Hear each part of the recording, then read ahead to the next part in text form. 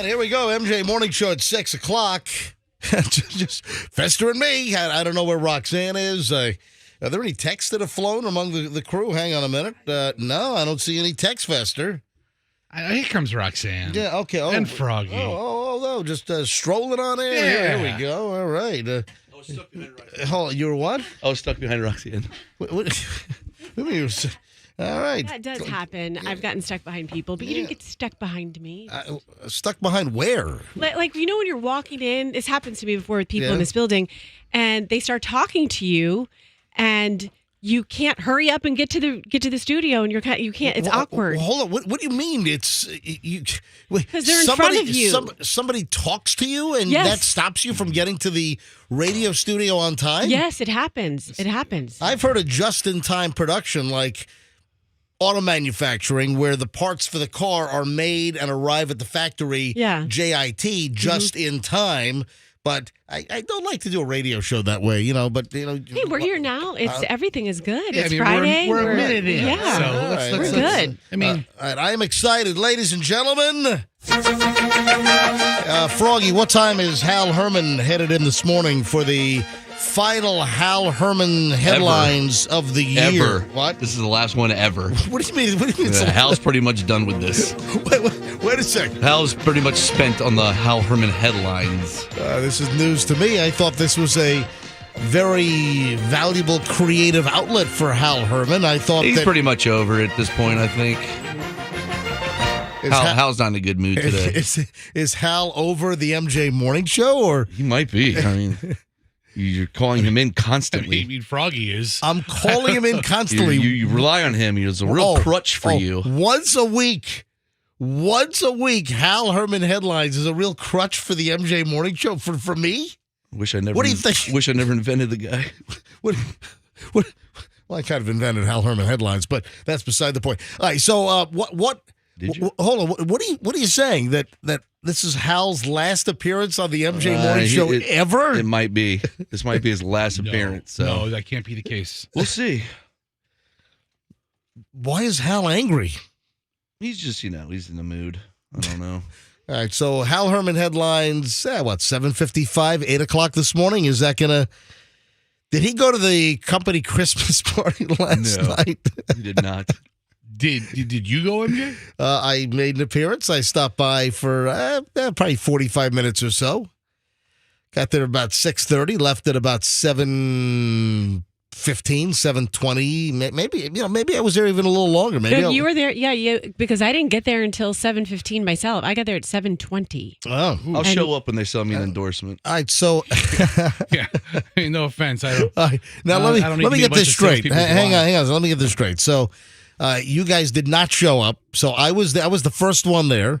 So MJ, made an appearance at the company Christmas party. Being the first one to the Christmas party gets you no award or no notoriety. I'm not trying for any award. My whole life, I'm not itching for an award. I'm not looking for acceptance and praise, and I'm not looking for a pat on the back. I've been a big producer for a number of radio companies over the years. I've never been Employee of the Month. I'm not looking for accolades. Yeah. But what he says, Roxanne, what are you saying? That me being first at the Christmas party, that I'm doing some kind of management ass kissing? No, I wasn't saying that at all. That's what it sounded like. What I was making the point. You're like, I was there early. You just the way you said I was there early. I was making a joke. I wanted to get in, get out, and get on with my life is what I was looking for. That's what I was. I think you stayed till about 7:45. I don't know. I know it was not that late. I don't think it was that late. So I was there. Roxanne and Dig Dug showed up, but I didn't see Fester. I didn't see Froggy. So Fester, why didn't you make an appearance at the Christmas party? I'm not going to a stupid Christmas party. I'm not going to any Christmas party. You're not going to the big general RV? Is there a general RV Christmas they party? always have something. Right? Every company of any size usually has something. Is this year's party going to be like fire? Yeah, from the little joke on the So, side. Hey, did you ever hear how much money and damage? No, I don't. Yeah. All The golf carts caught on fire, right? Yeah. Has the fire department made a determination? Was it just like an overheated It was actually charger? Somebody from Plant City was smoking meth. They broke in and smoked meth on our golf carts and got them. Yeah. Yeah, I'm not going to any company Christmas party. All right. Yeah, this is I'm very aware that this arrangement is an exchange of time for money, and quite frankly, if you're not giving me a talent fee to go to your Christmas party, I ain't going. You want to get paid? You want a talent fee to go to the company Christmas party? No, but that's not. Listen, Wow. I'm saying anything I do for any employer is simply an exchange of time for money. Gotcha. That's it. And I have no desire to do anything with any employer after I leave that place. Forever moving forward. I will never go to the company Christmas party. All right, fine. Hey, can I tell you something that happened to me happens at every holiday party? That if people go to them, Fester, I know you don't go to them, but this is relatable for anyone who has to go to a Christmas party this year. I always have one person who I work with who I don't really know that well, more of like a hi and bye in the hallway, who then emerges as my new holiday party friend, because I was able to like relax with them and have a drink with them and the music's playing and you talk to them like you've never talked to them before at work. Why are you glaring at him, Fester? Well, I want to know why Froggy didn't go. Instead of Roxanne coming up with coping mechanisms to make new friends. So guess who the emerging person was? I have no idea. Joey Franchise. I have no idea who that even is. Okay. Oh, the irony is he's my midday competition on Wild. He emerged as my new friend. I've never. There are people at the party that I saw last night that I've never seen in my life. So there are folks at the Christmas party. If you're just tuning in, the Beasley Media Group Tampa Christmas party with all of our radio stations. We've got, of course, Q105. We've got the QIK, the longtime country station in town. We've got Wild. We've got, was that Maxima down the hall over here? We've got, what am I missing? Oh, the Shark. The computer showed up from the Shark. Let's see, what else? 1010 Money Talk or whatever they call it now. What? Am I missing any? I think I've got everything right. Did you name 6 of us? Yeah, six. I think I don't know, but there were people seriously at our Christmas party that I've never seen in my life. Froggy, what was your excuse for not making a quick little appearance at the Christmas party? I didn't want to. Did your wife go to the iHeart party? No. We don't do parties. We're Was too there, busy. just out of We're curiosity, too busy to party? was there or is there an iHeart party? Because I'm sure. yeah, Froggy's wife is in sales over at iHeart. Used to be promotions when we were on 93 for years. So was there a Christmas party for the other company? Yeah, I'm sure there was. No, I think it's coming up. Maybe it's tonight. It is tonight. How do you, what? How It's do you tonight. How do you know this? I just know things. Oh my God! Anyway, so Froggy, why didn't you go to the Christmas party? I had things. I've been busy. Yeah. Hal Herman, was he helping Hal Herman? What, at a sobriety meeting last night or Yeah. what? No, I just life. 6:08 at the MJ Morning Show. Why does everyone see grumpy today? That's what I was just thinking to myself. It's Friday. I feel great today. too. Like you're all Fester walked in here all grumped up. I am in a place Froggy's right now. all He was grumped grumpy up. the second I wanna saw know, him. if you want to know, we'll get into it. I'll tell you right now.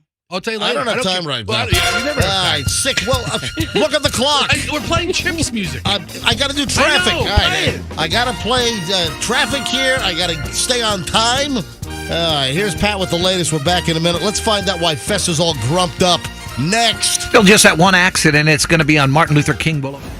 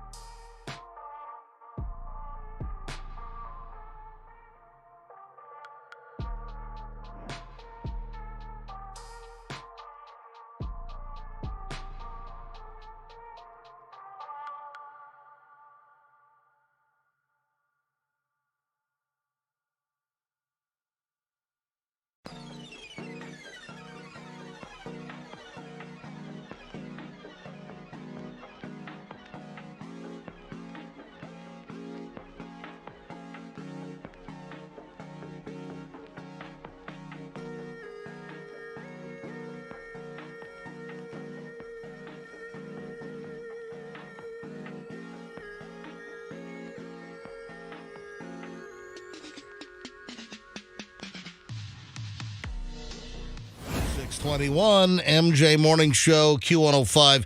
Hey, we've got a listener on hold. Before I try to get to the bottom line of Fester and Froggy's grumpiness this morning, and it's palpable.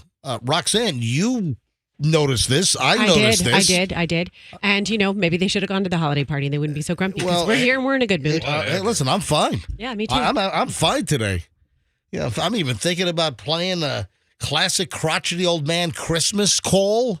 I've had numerous requests, so I might jam in some old crotchety old man today. I'm looking forward to Hal Herman headlines, and Froggy hits me with this is Hal's last appearance ever. Yeah, I had a pep in my step when I woke up this morning, and then I came in here, and then two people trying to bring it down. What's that? I don't know what's going on. Hey, let me talk to Corey here quickly. Corey called in the opening segment of the program. We couldn't squeeze him in, so let me grab Corey. Corey, where are you calling from? Where do you live? Hey, good morning, guys. I'm calling from Spring Hill, Florida. All right, so what happened to you? Your car was damaged, and you want to get the word out and find out if this happened to other folks? Yeah, I mean, I can almost guarantee it's happened to other people. I drive to Largo in the morning. I take... don't tell me. Is it a Howard Franklin Bridge issue? Sure is. Whoa, son, look at that. Oh, man. All right, what happened? What happened? Tell me the story. Okay, so I'm driving. It was around 6:50 in the morning, and I was coming into St. Pete's side, and I didn't see if there was a dump truck or anything like that. All I know is that from the fast lane to the slow lane, there was nothing but little small pebbles, looks like little lime rock pebbles, that were all over the road, and all the cars were spitting them up at the cars behind them. Oh, jeez. So I got dinged. And I had just bought a new car here on Saturday. Son of a... All right, what kind of car did you buy? I bought a 2021 Honda Accord Sport. The lovely. Special edition. Lovely vehicle. Real nice car of my life. That sucks. I'm 31 years old. Yep. So my question to you is, I'm wondering if any of your other early morning listeners experienced this on the bridge yesterday morning, because I have hundreds of paint chips on the front of my car. Oh, that is... you just got a brand new car, your first all-new car ever. You just got this last weekend, and now you got all these paint chips?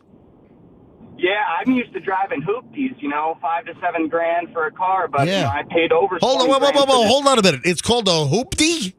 You've never heard that before? No. Mm-hmm. No. Yeah. Now, Fester, why don't you school me? Hoopty's been a word since like 1985. I've never heard hoopty. Okay, so it's been a thing for his whole life. The definition of a hoopty is what? A cheap used car? A good cheap used car. How do you spell hoopty? Hooptie. Are you sure? That's how I would spell it. Pretty sure.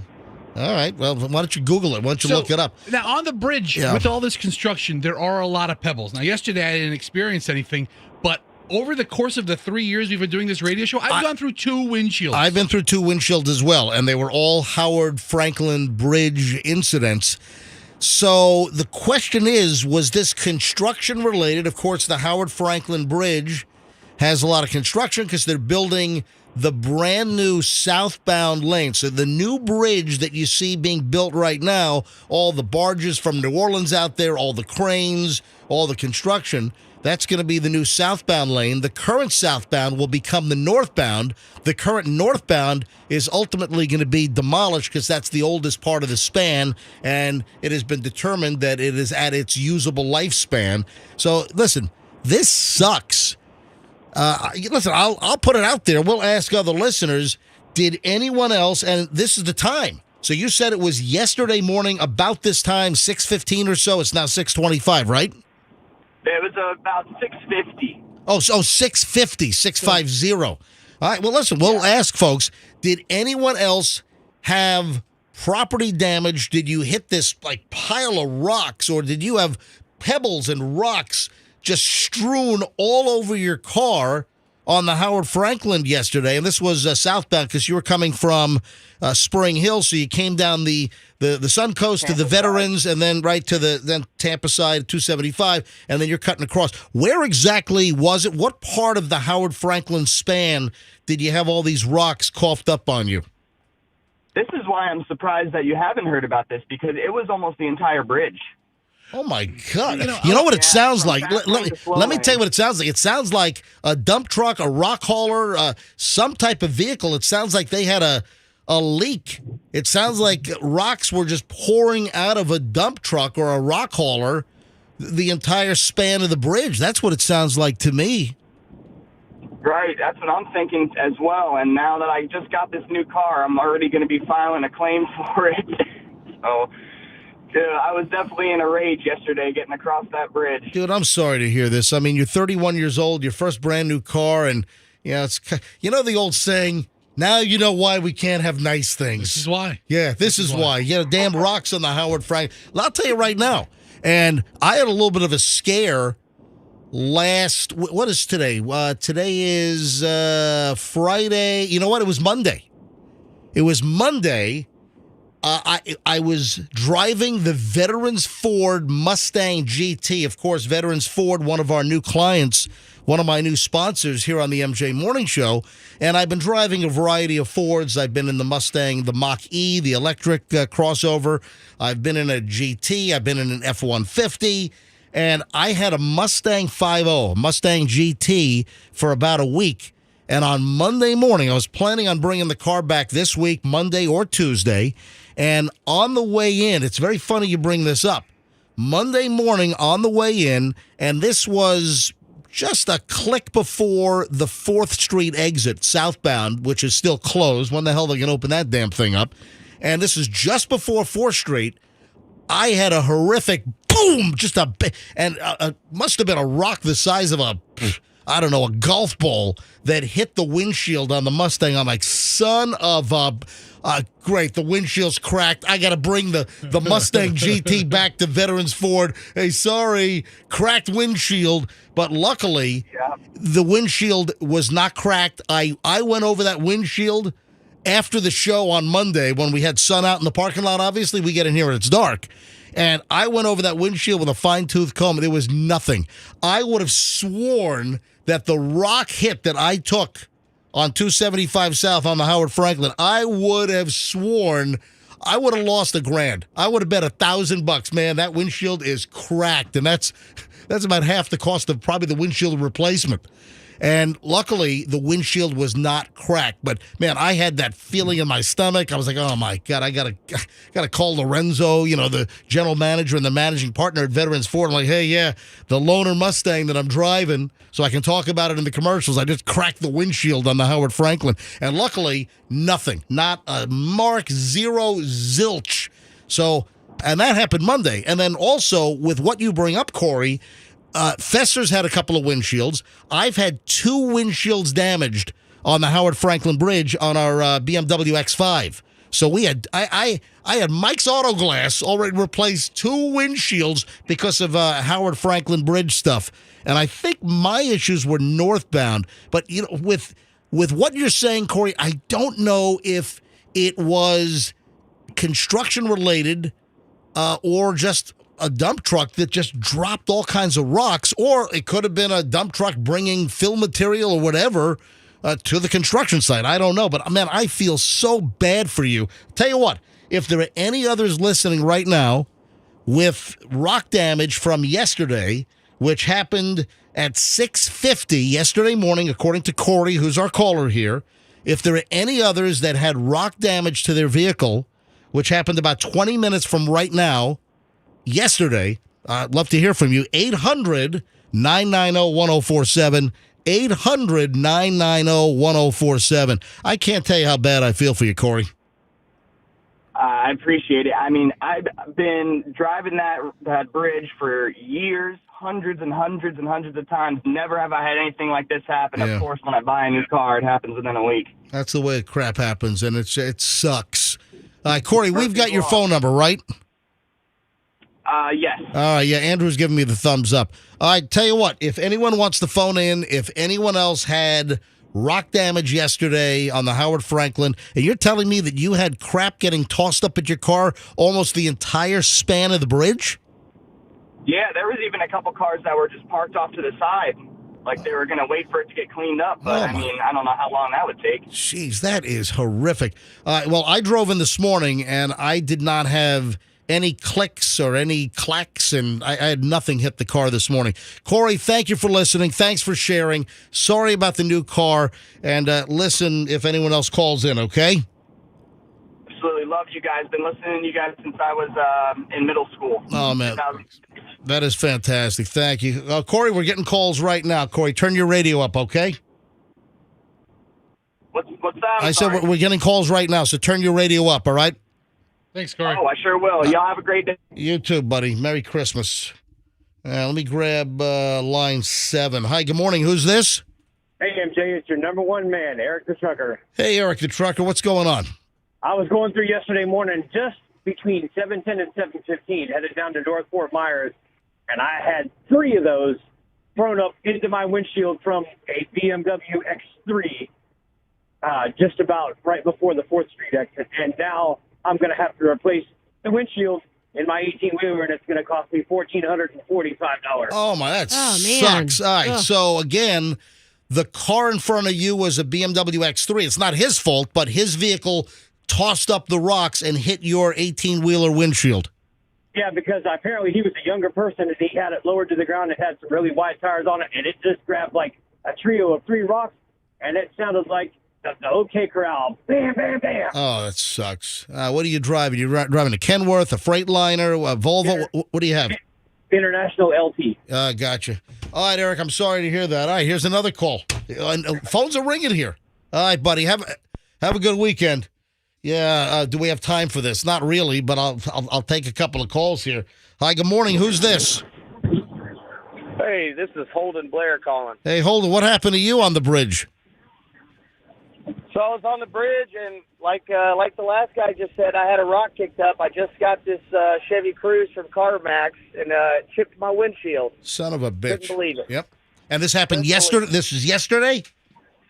Yep, around noon. Yep, so this is noon. Apparently, this is an all-day affair with crap on the Howard Franklin. So I want to know what dropped these damn rocks all over the Howard Franklin yesterday, southbound. All right, dude, I'm sorry to hear it. So here's another one. A guy just got a new car, a used new car from CarMax. All right, buddy, sorry to hear it. Have a good day. That's 3 calls. Wow. Boom, look, lines are still ringing. I got to take a break. I got early Morons in the News next. Unbelievable. 6:34 at the MJ Morning Show. If your carpets are...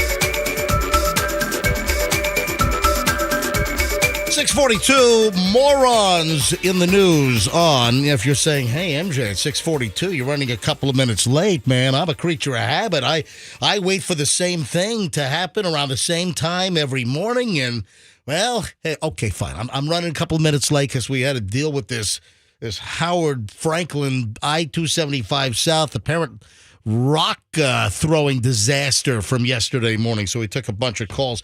All right, early Morons in the news. Yeah, this is not good. Got to believe this might put their research at UF in a little bit of jeopardy. Check this headline out. We do call it Morons in the news. UF researchers arrested for keeping their young children in makeshift cages. What? Did you say USF? UF. UF. UF. Don't confuse Gators. your Yeah. universities on this one. UF. So this is north. So this is University of Florida, not the University of South Florida, which that confuses a lot of people. You know how many people think that USF is in Miami? It Because should be. It's the University of South Florida, whereas USF should probably really be the University of West Central Florida, right? I mean, really, it is. that's what we are. UCF belongs in Orlando. There's West Florida Right. in Pensacola. Yeah. I think there's an East Florida in Jacksonville area. But the University of South Florida, USF, geographically, it's actually quite deceptive. I'm sorry, it's North Florida in Jacksonville. But you know what I'm saying? It's Yes. Should be mid-Florida? That's a good UMF, University of Mid Florida. Well, let's change it. Yeah. No, but actually... Well, those mid-Florida Bulls. What a team, man. No, Roxanne, this perked you up. Oh, okay. So Tell me. I'm glad to hear that you're slightly taken aback at kids being kept in cages. Yeah, I would say so. Yeah. Out of Gainesville, it's been confirmed that a couple has been arrested for keeping their 2 children, age 6 and 2, in makeshift cages, and they're employees of the University of Florida. Dustin Hoff, 35, and Yuru G.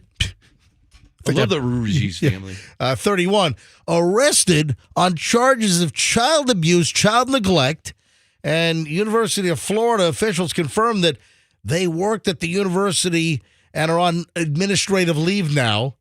A web page removed from their website stated that she was hired full-time in June of 2019, worked at the plant pathology department's, I guess, building as a safety manager. But they're researchers. Are they researching cage development? I don't know. According to the arrest report, the investigation began after a 6-year-old told his teacher that he didn't want to go home because dad built a cage to lock him in while mom and he worked. What the heck? Insane. That's me. Just parenting. Is this guy on the cutting edge of some cage technology that the kid foiled? I don't believe so, Fester. Oh, he's a researcher? Yeah. He's a researcher? Cutting edge technology, Of a locking cage? your kids in a makeshift cage. Well, it could be a whole new cage design. It could. All right, Fester, just stop. How do you reinvent the cage? This guy could revolutionize Stop. pet monitoring for years. Just stop. Let's just do serious, sad morons in the news stories. This is deplorable. Yes, let's do really sad, bummer stories. No, you're trying to make it. Well- There's some things to make jokes out of. Putting a 6 and a 2-year-old in a cage Yes, that's awful. and telling the daycare center, I don't want to go home because my daddy locks me in a cage. Let's only do morons in the news we can't make jokes back at. Remember I'm sorry, when? it's just not a thing to joke about, Yes. putting a kid in a cage. Yes. Yes, Roxanne. Remember in Casino when Sharon Stone, Ginger tied her kid to the bed and Good. went out. Oh, and that's did drugs? right. Good point. Yes, I See- concur. Fester, I'm going to throw a stapler at your face. Throw a stapler. I'm like, I could use a workman's comp filing by last workday of the year. anyway, this is part of a Department of Children and Families investigation. They showed up at their house, and officers say the couple kept the 6-year-old boy in a cage made out of a wooden bed frame whenever he wasn't at school. This is insane. Just awful. All right, Fester, you know what? What is wrong with I you? mean, if I can't make jokes back at morons in the news, There are we call it morons all right, in the news. There are some stories to make jokes about. I'm sorry. Okay. We should change the segment to serious, unfunny, don't joke about these pieces of news segment. Dude, next. what has happened to you? Hey, so Yes. let me tell me if this is inappropriate. Yeah. I see what you would think about this, MJ. You missed this, but at the Christmas party, at the holiday party, someone was like, oh, so-and-so couldn't make it because her child was sick. And then the other person said, I told her just to tape the kid to the wall. And I laughed at that joke. I thought it was funny. Would you have not laughed? Yeah, why don't they send their kids up to these 2 morons at UF? Yeah, old Dustin Yeah. Hoffman. Yeah. That's deplorable. Just have them cage him up good for him. Roxanne's a terrible person for laughing at that joke, by the way. That's what I'm Yes, saying. you're I might awful. be on your team for this one. Yeah. Ugh. Let me ask you a question. If the high school basketball coach takes a player out of the game, benches the player, what should the player's response be? Oh. I mean, sit on the bench quietly and maybe improve their game. And Maybe after the game say, hey, coach, why was I Yeah. benched? Calling a bomb threat to the school so the game is not played. You're getting closer. Ooh. But no, the correct answer would be an ass whooping. So, The player beat the coach? yeah, and the older brother. The basketball player and the kid's older brother beat the coach up after the game because It's awesome. the kid was. Now you're condoning beating up the coach of the I band. mean, What? I've seen a coach beat up a football player in my high school, but I've never seen a kid go take it to a coach like that. I would love to see it. Froggy. between. I'm sorry, that is deplorable. You're such a deplorable person for laughing at this. This, Violence against teachers and Dude, and did coaches. you are- overdose on obnoxious pills today? Listen, heavens forbid I make a joke and then you clap back at Fester. You can't make a joke about that. So many voices today. I know, really. And you're doing obnoxious voices. I'm on fire. No, you're not. All right. Because there's nothing funny about being on fire. It's true. All right, this happened in Texas. Texas high school basketball player attacked the coach in the parking lot, got jumped after he was benched. And you want to know why he was benched? For fighting. Unsportsmanlike conduct. Yeah, let's say. So was the ref in the parking lot blowing the whistle also?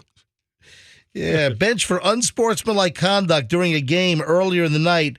Jevin Allen, 17, and then his older brother, Jarek, who's 22, also participated in the ass beating of the coach in the parking lot. Coach was left with injury to his head, neck, face, arms. Oh. Yeah, this might not be good for the kid's continued play on the team. Yeah. The coach is going to start him next week now that he sees that fight in him. Yeah, you Put him on the wrestling team. You want to get benched? I got you benched. I don't think this kid's going to be playing ever again on this basketball team. Yeah, not the right way to handle it, but I'm sure Fester's going to say that's the perfect way to handle it, right? Yes. Get out of here. 6:50 at the MJ Morning Show. Little early morons in the news. Roxanne, I know that you have something very serious that you want to discuss with me later on. If it's related to what you brought up to me last night at the holiday party, yes. It is. I do. Yes, there is something extreme. You know what? We're going to touch on this next. Something extremely serious, and Roxanne is like adamant. I mean, like table pounding adamant that I can't do something. Nope. All right, hold on. We'll explain next. This is actually going to play out during the show. Ooh, interesting. And I have a sort of an announcement to make as well coming up this morning, and I'll give you some details on the time frame for that in minutes. 6:51 at the MJ Morning Show. So what is Roxanne saying I cannot do? We'll give you an early preview of that next here on the MJ Morning Show on Q105. And due to overwhelming demand, massive response, IDC, International Diamond Center, is extending their free finance offer through Christmas Eve. This was set to end, and now they've extended it. You can take advantage of zero-interest financing. Get the gift. Get that special piece of jewelry, diamond stud earrings, bracelets, necklaces. Hey, maybe it's engagement time. Use this amazing offer to get the engagement ring with so many settings.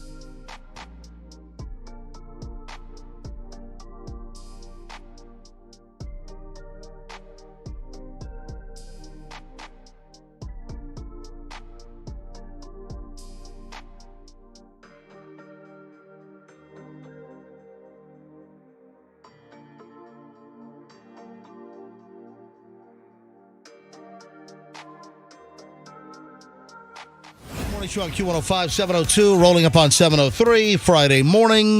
Get set, folks. We're only about, 20 minutes away from starting an hour and 20 minutes of Nonstop MJ. We do it every single morning. If you're not aware, every morning, 7:25-ish, somewhere in that zone, we start an hour and 20 minutes of Nonstop morning show. Nonstop MJ. We go for an hour and 20 minutes at least. Usually it's an hour 25 or more with no commercials, no music. It's just nonstop award-winning MJ morning show content on the way in just a bit. Now, I have something of a very personal nature that I want to discuss this morning. What?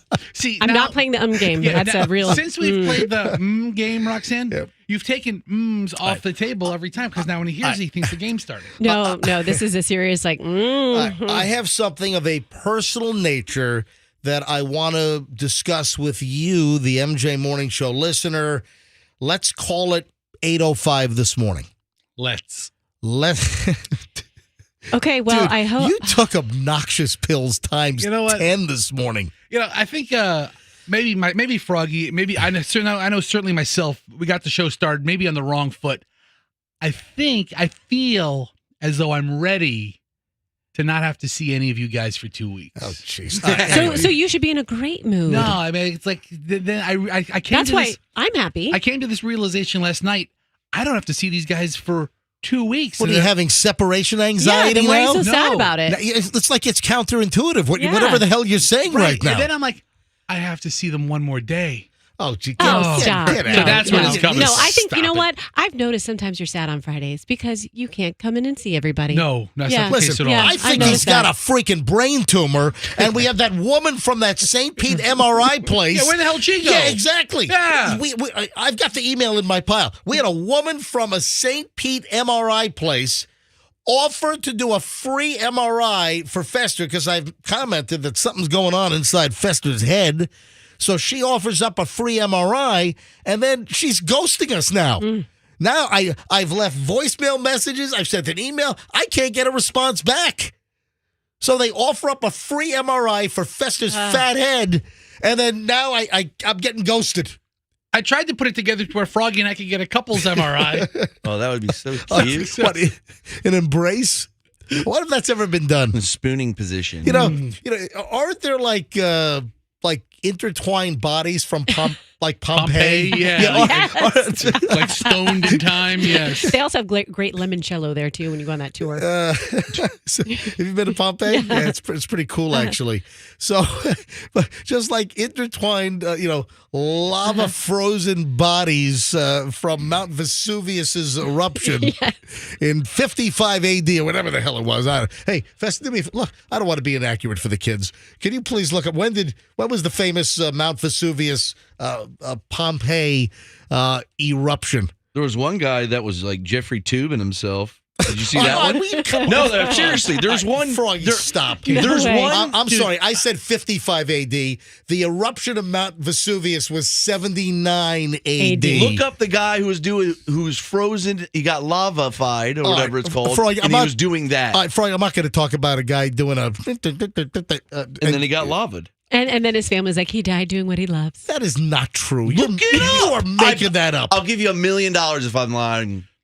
Okay, Pompeii Man is not actually doing that to himself in the photo. Look at that. No, dude. 2,000-year-old man looks like he's preparing for the deadly volcanic explosion by.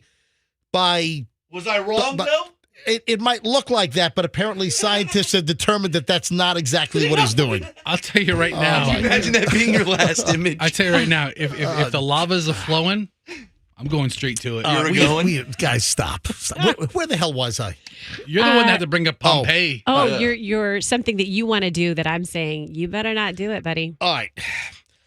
I need to discuss something very serious. I've got just a personal announcement, something very serious that will happen in an hour. 8:05. And there's a reason why I want to do it at 8:05. Wait, you're going to do it at 8:05? What I'm telling you not to do? No. All right, so Roxanne knows the details here. Obviously. I will discuss in 1 hour from now, 8:05. Actually, it's less than an hour because it's now 8:08. At 8:05, I have something to discuss with you, the MJ Morning Show listeners. And Roxanne is giving me this warning. Now, Roxanne, you brought this up to me last night. The first thing I said to you when you told me, Yeah, I was like, well, that's fine, but you know what it is right now. Right. You know what time period it you is. You can bring that up. Bring that up. It's Mercury retrograde.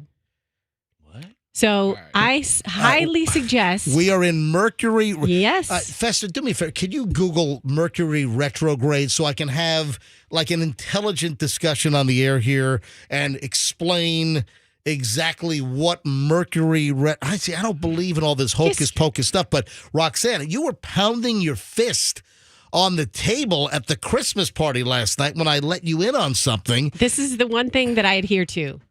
You want to follow the rules of Mercury retrograde. You're immovable on this. Yes, I am. Just think of me as your Nancy Reagan. You're Ronald Reagan trying to make global moves, okay? On a website right now, what is Mercury retrograde? What does it mean for you? This was just posted 3 days ago on December 12th. 3 to 4 times a year, the planet Mercury appears to travel backward across the sky. We refer to these periods as times when Mercury is in apparent retrograde motion, or simply Mercury retrograde. To those who practice astrology, these times are traditionally associated with confusion, delay, and frustration. Think undelivered love letters, email blunders, frazzled travel plans. This is an excellent time to reflect on the past, however, and it's said that intuition is high during these periods. Coincidences can be extraordinary. So explain what you're not supposed to do in Mercury retrograde. You're not supposed to make big decisions. You're not supposed to make big purchases. You're not supposed to commit to things long term because communication is muddled and you might miss some of the details and you might make a mistake that you regret once Mercury goes direct. So can you please have a little patience in what you want to do and wait till it goes direct, which is going to go direct on January 2nd, I think. All right. Yeah. So, Fester just brought up a chart. Yeah. And folks, let me be clear. Let me whisper this. I don't believe in this hocus pocus crap that Roxanne is pushing on me. However, Roxanne's crazy. I didn't say that Roxanne's crazy. I didn't say that. But for this year, Mercury retrograde went into effect on the 13th. So 2 days ago, Mercury retrograde began, and it will end on New Year's Day on January 1st, 2024. So in a couple of weeks. So this is the time period. The 13th through January 1st is Mercury retrograde. And Roxanne, after I let her in on something personal, and last big. night, big and personal, last night at the Christmas party, Roxanne said, you can't do that. Nope. You cannot. So here's the deal.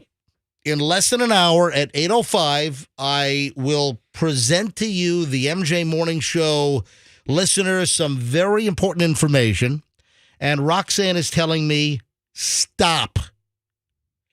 Do not act on this now, that I have got to wait until Mercury retrograde is over. And you're saying, without a doubt, that yeah, no question. You're saying that in no way, shape, or form can I deal with this between now and January 1st. It has to wait until January 2nd. Correct. When Mercury retrograde ends. When Mercury is moving direct and things are back on their normal course. That's when you can do it. All right. Hey, folks, make sure you're with us at 8:05.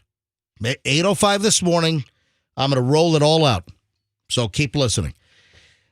I don't know if this is sage advice. A woman says she's health obsessed, and if you want to be healthy as well, eat a stick of butter every single day. Dude, that lubes up your organs. Oh, man. It just makes everything flow a little better. What the? Now, there is something interesting here. And you know what? Michelle brought this up to me like a month and a half ago. But listen to this. Health-obsessed woman says she eats a stick of butter every day, and so should you. And this is because she says that she's eating essential fat-soluble vitamins. She says that it has built her brain function, has brought down her stress. She's got increased energy. This is a woman who says that for the last 20 years, she's been on a strict plant-based diet, but now has gone in the exact opposite direction, and now she's eating many other foods, including a stick of butter a day. Now, come back in 20 years and let's see how you're doing. Yeah, this lady sounds like a person of very different extremes. Now, hold on. I only eat plants. Now I only eat butter. Hang on. Let me take a second here. Okay. Michelle brought this up to me. So we've been eating the purple sweet potatoes for a while. We're not Johnny-come-latelys here on this whole purple sweet potato thing. What is the Netflix thing? Blue Zone? Blue Zone. Yeah, the whole Netflix series about, the pockets, the blue zones around the world where people have incredible lifespans and they're trying to figure out why.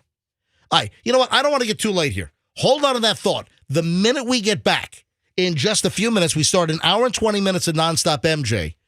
I want to add to, maybe the lady's not nuts about the butter. I don't know about a stick a day, but hold on.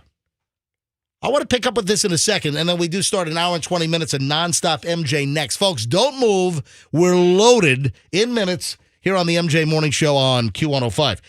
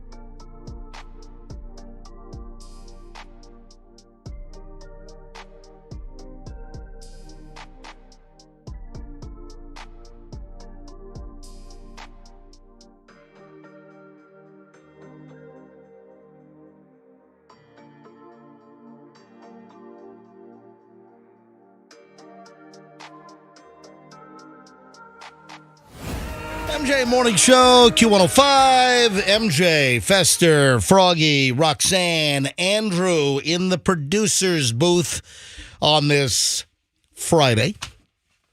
Let me pick up with the butter deal. If you're just tuning in, we were... Can I interrupt you for a second?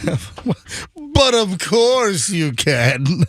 Yes. I'm very disappointed that no one has gifted me with alcohol this morning. That's what I asked for. I mean, it's just, I'm not that easy to please, okay? That's right. Alcohol today? You Come on. said you were going to drink during the entire show. Yeah. But you What didn't happened? say... You didn't say we had to bring in alcohol. You started talking about bourbon and I whiskey. said I might bring in a bottle of Elijah Craig barrel proof, but then I decided... Well, you didn't, so you failed me. No, I didn't think you'd appreciate that. Plus, I would absolutely... you think I don't... the alcohol volume... You know what barrel proof is? Barrel proof is uncut. So to get to like the typical ABV, they cut the alcohol with water. But with barrel proof, you get it straight from the barrel and they don't reduce the alcohol by volume.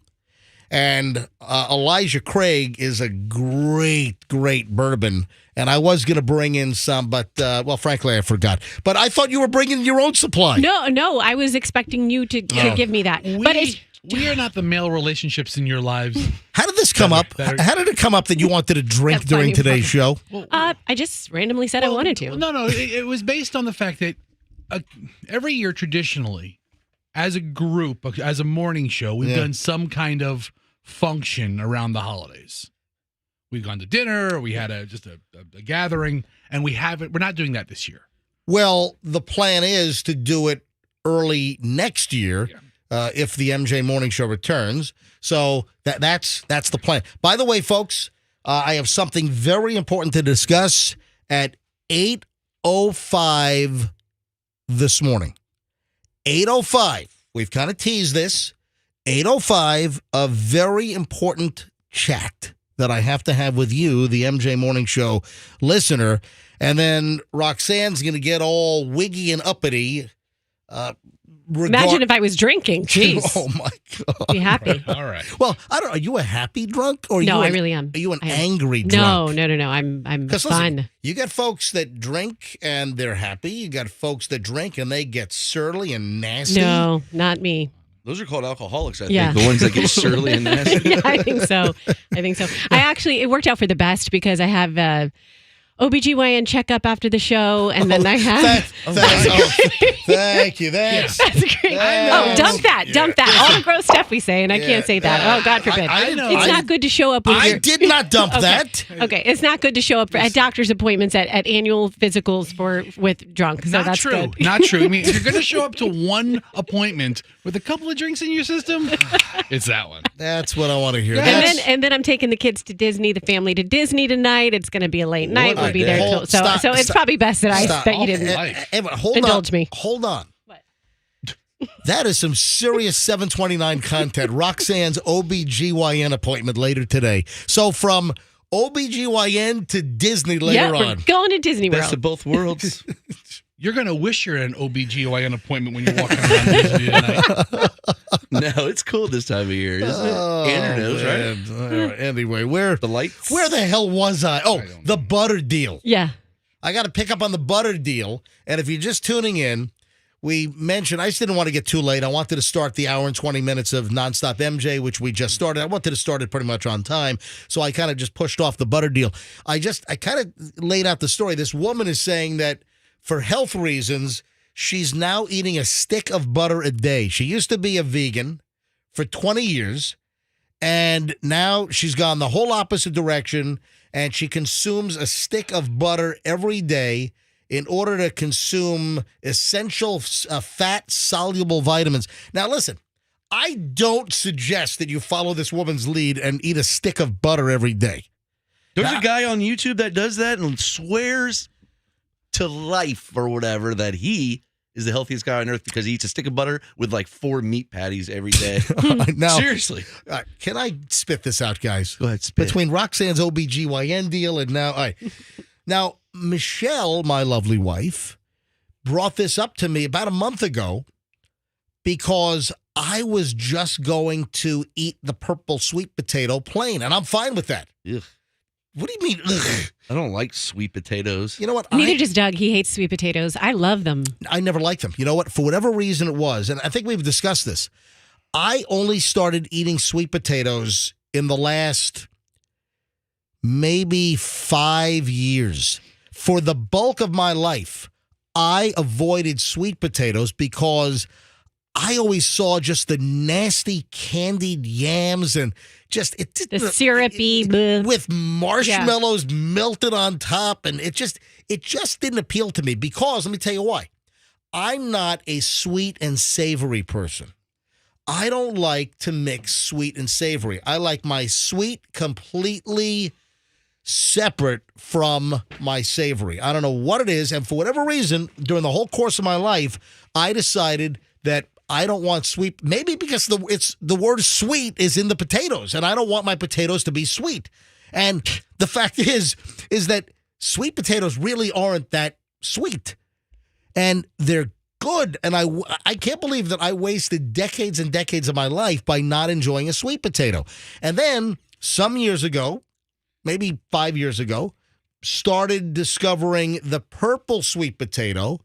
Michelle was into the purple sweet potatoes. Michelle lived in Japan for 5 years as a kid because her dad was a U.S. Marine stationed at Yokosuka in Japan. So Michelle had been exposed to purple sweet potatoes. But, we've been eating purple sweet potatoes for a number of years. And this is not because of Netflix. Now, if you're a Netflix watcher, you've got that series on Netflix called The Blue Zone, and they try to find pockets around the world where people live to like 100 years old. What is it? And one of the episodes deals with Japanese individuals, and is it because they're eating purple sweet potatoes like the Okinawans and Okinawa sweet potatoes? There's a number of factors there. But we were eating the purple sweet potatoes before the Netflix thing came out. However, this is what came up about the butter. And Michelle said to me, you shouldn't eat your sweet potato plain. You really should put some butter in your sweet potato. And then Michelle goes into a whole dissertation about how the butter, and you don't drown it, but you want to mix some real butter in with the sweet potato because the butter helps the body absorb the vitamins and the health benefits of this purple sweet potato. So Michelle made a whole point, and she's like, hey, look at this. Look at, sending me to different websites and links and everything.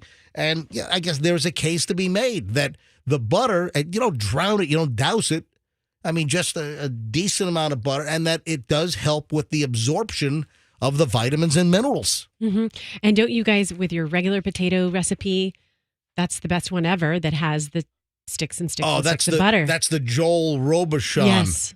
I had numerous people ask about that, and I felt bad because one woman had sent me a direct message on Instagram, and it kind of got buried because she wanted to make the potatoes for Thanksgiving. And I saw her message like 4 days after Thanksgiving, and I said, oh, yeah, it's the Joel Robuchon recipe. There's a man, listen, Christmas is coming up as well.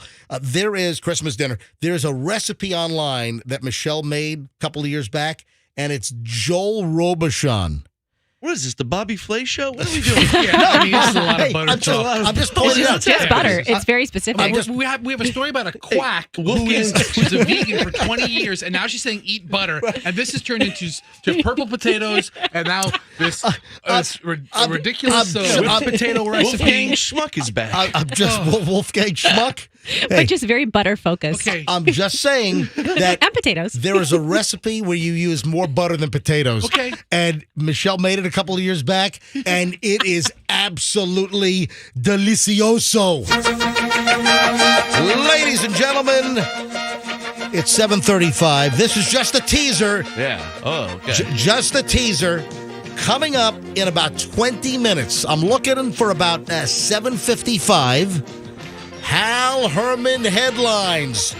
Probably the last Hal Herman headlines of the year. Probably. Of course it is. Well, maybe we're going to come back in and do one before the new year? Intermittently between the best of segments. And Froggy also said earlier that this could be the last Hal Herman appearance ever. I got a report from Hal. That Hal Herman is sick and tired of the show, sick and tired of me, sick and tired of you, Roxanne, and your OBGYN talk. He's on edge today. Actually, Hal can listen to that talk all day. So, All day. Hal Herman headlines. The year-end edition is coming up in just a few minutes here on the MJ Morning Show on Q105. Hey, let me acknowledge a couple of people. Can I acknowledge a few MJ encounters in the last 48 hours? Does it involve an Uber driver? No. All right, then go ahead. Why? I mean, because a couple of weeks ago, you're like, I'd like to acknowledge my No, Uber no, driver, no. Manuel. All right.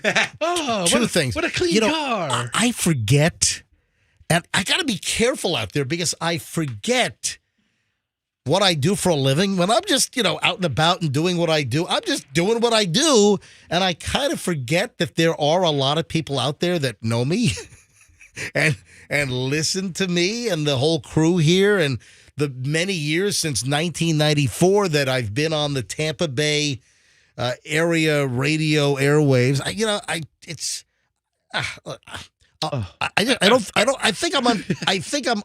trying to figure out the right way to say this. God, Fetcher's giving you a hard time. He is. The guy who's never at Just a loss riding for my words. butt. Why are you riding my butt today? It's about time somebody rides it. Listen, the man who's never at a loss for words can't figure out the right words to say. Okay, once in a while you're unaware of what you do. Jeez, what a We get it. We all get it. What is?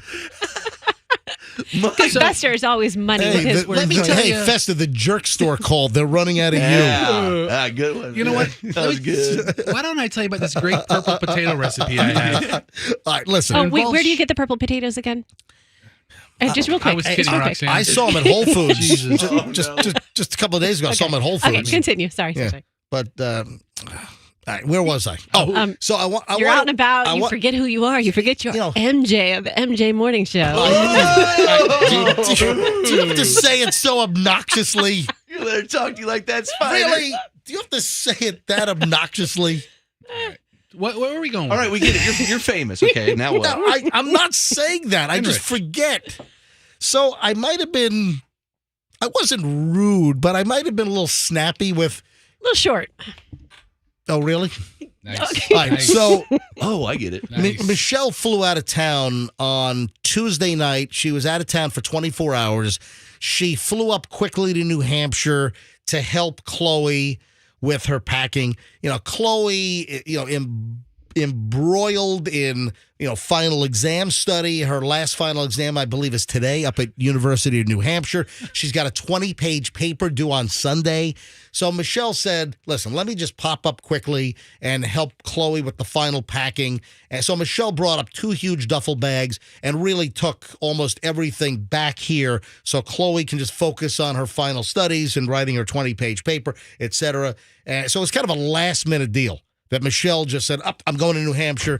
We used I had a bunch of JetBlue points. So really? It cost us about nothing for her to go thanks. I was wondering. I was really concerned about the finances. You are ridiculous. I'm losing sleep over your finances. Oh, good. Thank God I got the flight for almost nothing. So we were frugal about it. Wow. So Michelle hops up and comes back within 24 hours. I pick her up at the airport, and Tampa International, which is one of the greatest airports on the planet.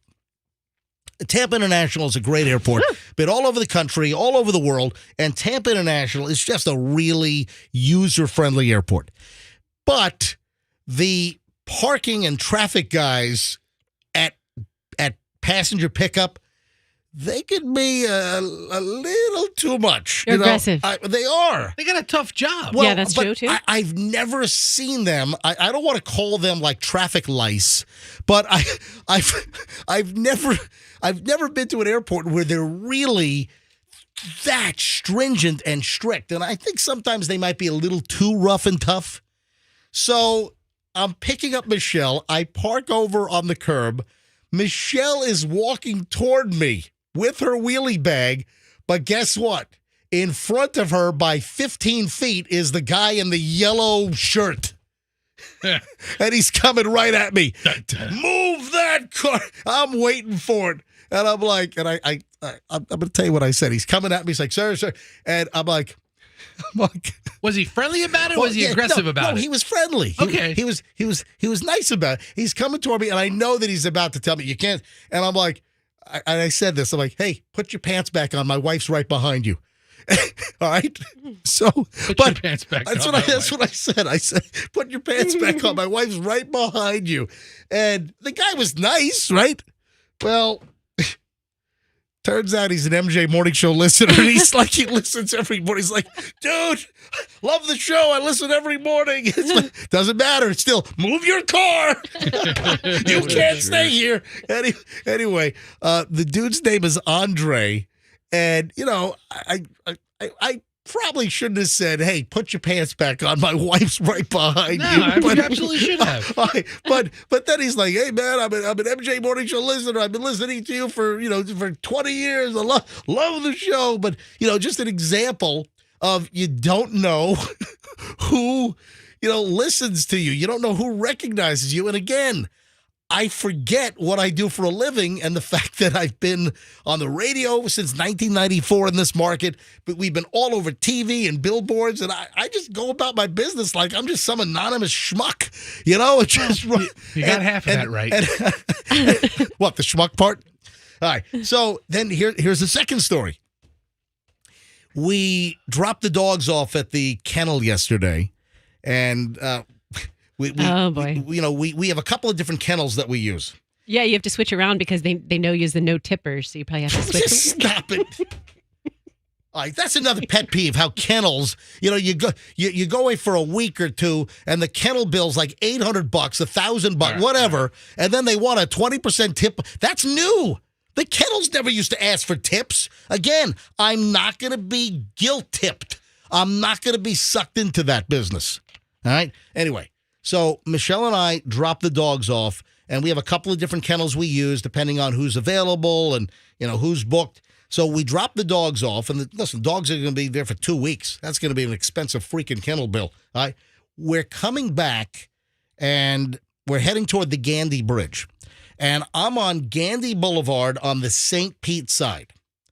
And right near, Dimmitt, was it Rolls Royce over there, right? Rolls Royce, and is it Aston Martin? Right, you know where I am, right? Yeah, by the Wawa. Right after Park turns into Gandy as you're heading toward Tampa, and there's a traffic light over there. We're stopped at a light, and as I'm pulling up to the traffic light, I see a pickup truck, and the pickup truck has like a rope hanging out, and there's like a hook that was dragging on the ground. And I'm like, I better tell this guy that, hey, you're dragging something behind the pickup truck. And I could tell the pickup truck had a cover on it, but it was weighted down. So there was some load in the back of the pickup truck. So as I pull up to the light and all the traffic stopped, I'm maybe 3 or 4 cars back there. And the pickup truck is to my right. And I'm slowing to stop before the car in front of me, so I slow down, stop, and the guy's right next to me, to the right of me, open Michelle's window up, and then the guy looks at me, and I give him so he rolls his window down, and he probably doesn't know what the hell I'm going to say to him, and I'm like, hey, just want to let you know that there's some kind of rope with a little hook that's dragging behind the pickup truck, and he said, oh, man, thanks for telling me that. Oh, hey, I listen to you every morning. Very cool. So I've got the guy's name, and I said, hey, what's your name? We're at the traffic light. We got time. We're having a conversation here. So the dude's name is Chris, and Chris owns Floor Coverings International in West Pasco. And I guess he was on his way to a job with a whole bunch of materials. And he's like, hey, dude, I listen to you every morning. Hey, love the show. So here, I'm pulling next to a guy. The last thing I'm thinking is like, hey, do you know who I am? I'm just trying to tell him, hey, you got a little thing dangling out of the back of the pickup truck. It's dragging on the ground. And then he's like, hey, thanks, man. Oh, by the way, I listen to you every morning. Thanks a lot. So again, another example. You just kind of forget, that people might recognize you when you're all out and about. Oh, Fester, good news for you. Okay. Oh, we're not going to go around the room and share our moments that we have. Please no, Roxanne. Just let us end. Let us end. Let the MJ acknowledgments just be done for the year. Fester, did you see the massive, and I mean massive, what happened? Did you see the massive breaking news from Southwest Airlines? This is big news. Okay. This is being applauded by people like you all over the country. So I haven't seen it, but I will tell you what happened to me the last time I was on Southwest, and I don't know if this is what you're talking about. Yes. The flight attendant comes up to me, and she says, hey, just so you know, next time you book a reservation, tell them you're a big fat ass, and we'll give you another seat. And when was this? This was, I don't know, 2 months ago? Yeah. Well, guess what? I guess it has finally been announced. It might have been like sort of a soft opening. You know when a restaurant opens, a little soft opening before the big, huge announcement. She walked up to all the fat people on the plane, and she's like, just so you know, lard ass, if you call our customer service, we'll give you another seat. She didn't say that. No, she did. She didn't say that. She was, hey, fatty boombalatti, listen. Festa, we stop. If you need another seat, call our customer service, and we'll give it to you. That's where I'm headed with this, that Southwest Airlines is now being, I guess, celebrated. Southwest Airlines being praised. Yeah, fat people everywhere are rejoicing. Southwest Airlines are making passengers of size. That's the proper term. Passengers of size. Southwest is now saying that you will get a free seat. So they will give you the spillover seat. Remember some years ago, do you remember the controversy that airlines were making people buy a second seat if they couldn't fit in it, and you got to put the armrest up and you're spilling over into if you couldn't get like situated and you couldn't fit within the template and you had to buy a whole other seat? Well, now Southwest is not going to charge a large and in-charge passenger for the extra seat. So I have serious questions about this. Okay. What's the other notable thing about Southwest and their boarding policy? This is the inclusion policy, by the way. Go ahead.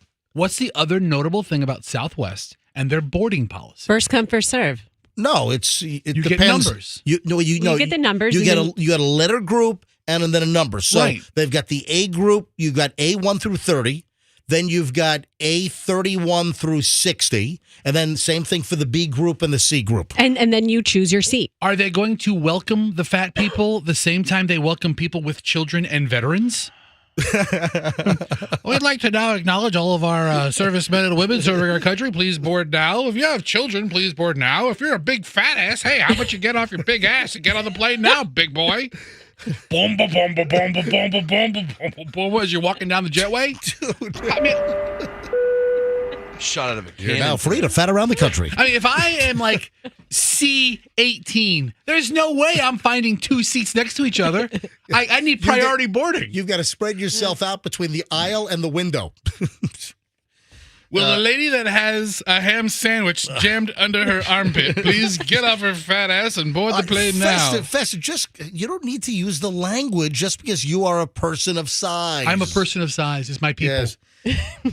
Here's the deal. Here's the official comment from Southwest.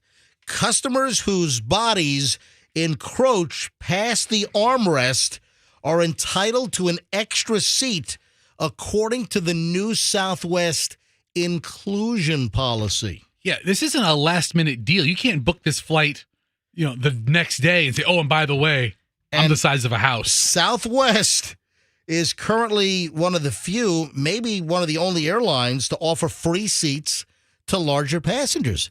Now, I don't know if they've really rolled this out with like some huge fanfare, but clearly you had a flight attendant mention this to you 2 months ago, and now the stories are starting to come out, and now people are pointing to this new language in Southwest Airlines inclusion policy. Here's the I craziest. gotta go get Hal, guys. I'll be right back. Okay, go get Hal. Oh yeah, folks, Hal Herman headlines. Here's Hal Herman headlines coming up momentarily. The last Hal Herman headlines of 2023, and Froggy is saying it might be that last Hal Herman's headlines ever, that Hal Herman is done with me and done with the show, apparently. So let's try to get to the bottom of that. Yes, Fester. So the crazy thing about this new policy with Southwest is that they will offer you up to 2 seats, up to a whole row. So now we've all seen these people who are, I mean, I love fat people, but we've all seen people that are, enormous. You know what I mean? Just like where you see this person and you just have questions. All right, let me ask you a question. Fester, you're a big guy. Yes. What are you now, 330 right now? A lean 330. All right, so Fester clocks in at 330 right now. And according to Southwest, if a passenger's body encroaches past the armrest, you're entitled to the extra seat. Are you an over the armrest into the next seat encroacher? Yeah. Yeah, but my shoulders alone, my shoulders are more broad than the I'm talking about the side flappage. Moving down, my back fat, my leg fat, it just drips right over. When I board a plane and I see the person I'm sitting next to, I'm like, look, the good news is you're probably not going to die. And I lift the armrest up and go, we're going to make the best of this. And that's it. And then I'll talk to the person for 3 hours. What? Now you're entitled to a seat. But what happens these days, there are less flights out there. The airlines have cut down on flights, and that's why the planes are all jammed. You're very rarely on a plane that is half empty these days because the airlines have cut back on the number of flights. The number of air travel passengers is up dramatically, especially post-COVID, and that's why you're seeing planes jammed to the gills because we have fewer flights. Listen, Tampa International data, for instance, there are far fewer flights landing every day at Tampa International Airport than there were 10 years ago. Interesting.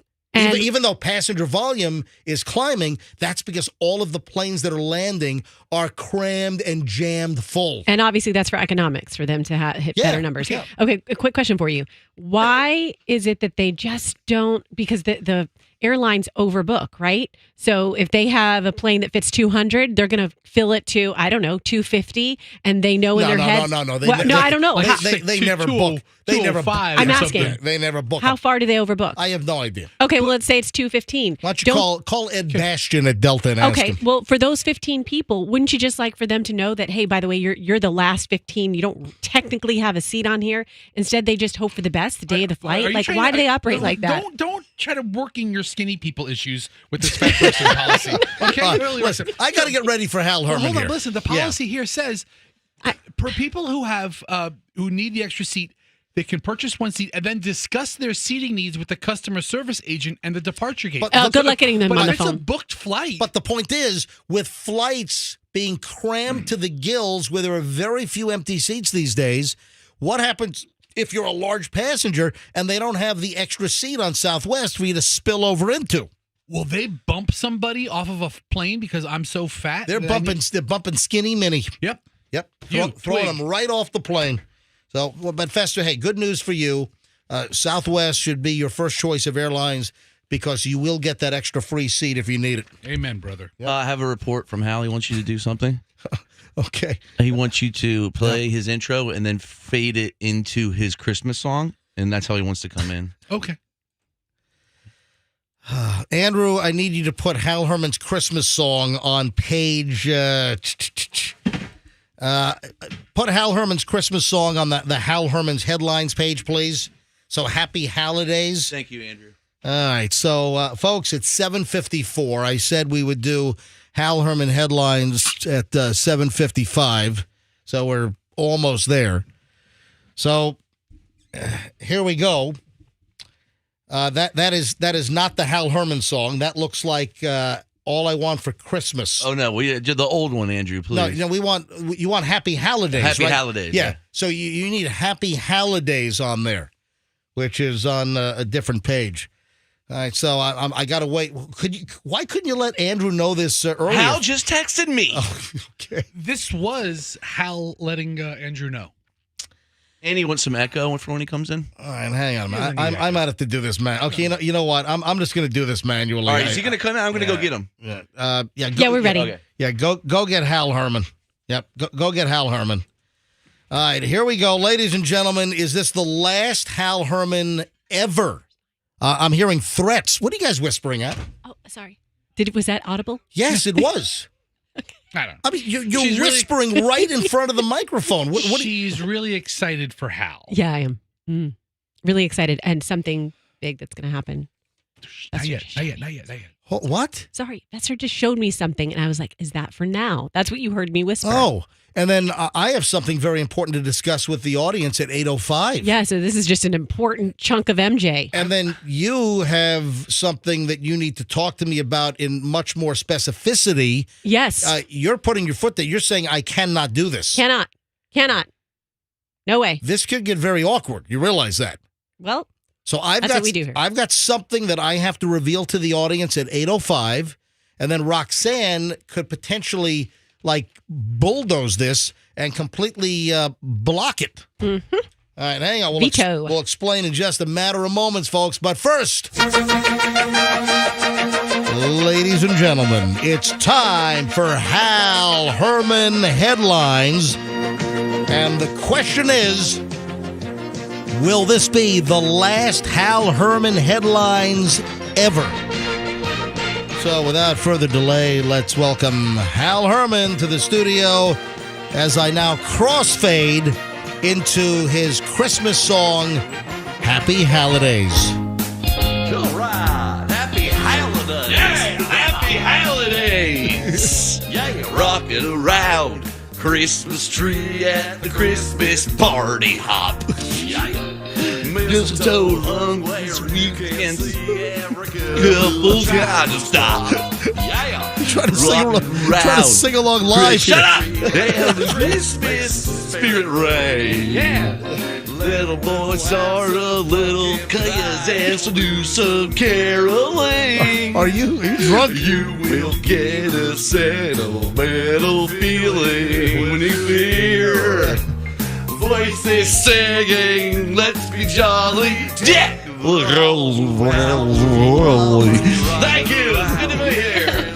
Oh, my God. I feel better. I'm going to warn everybody. Yeah.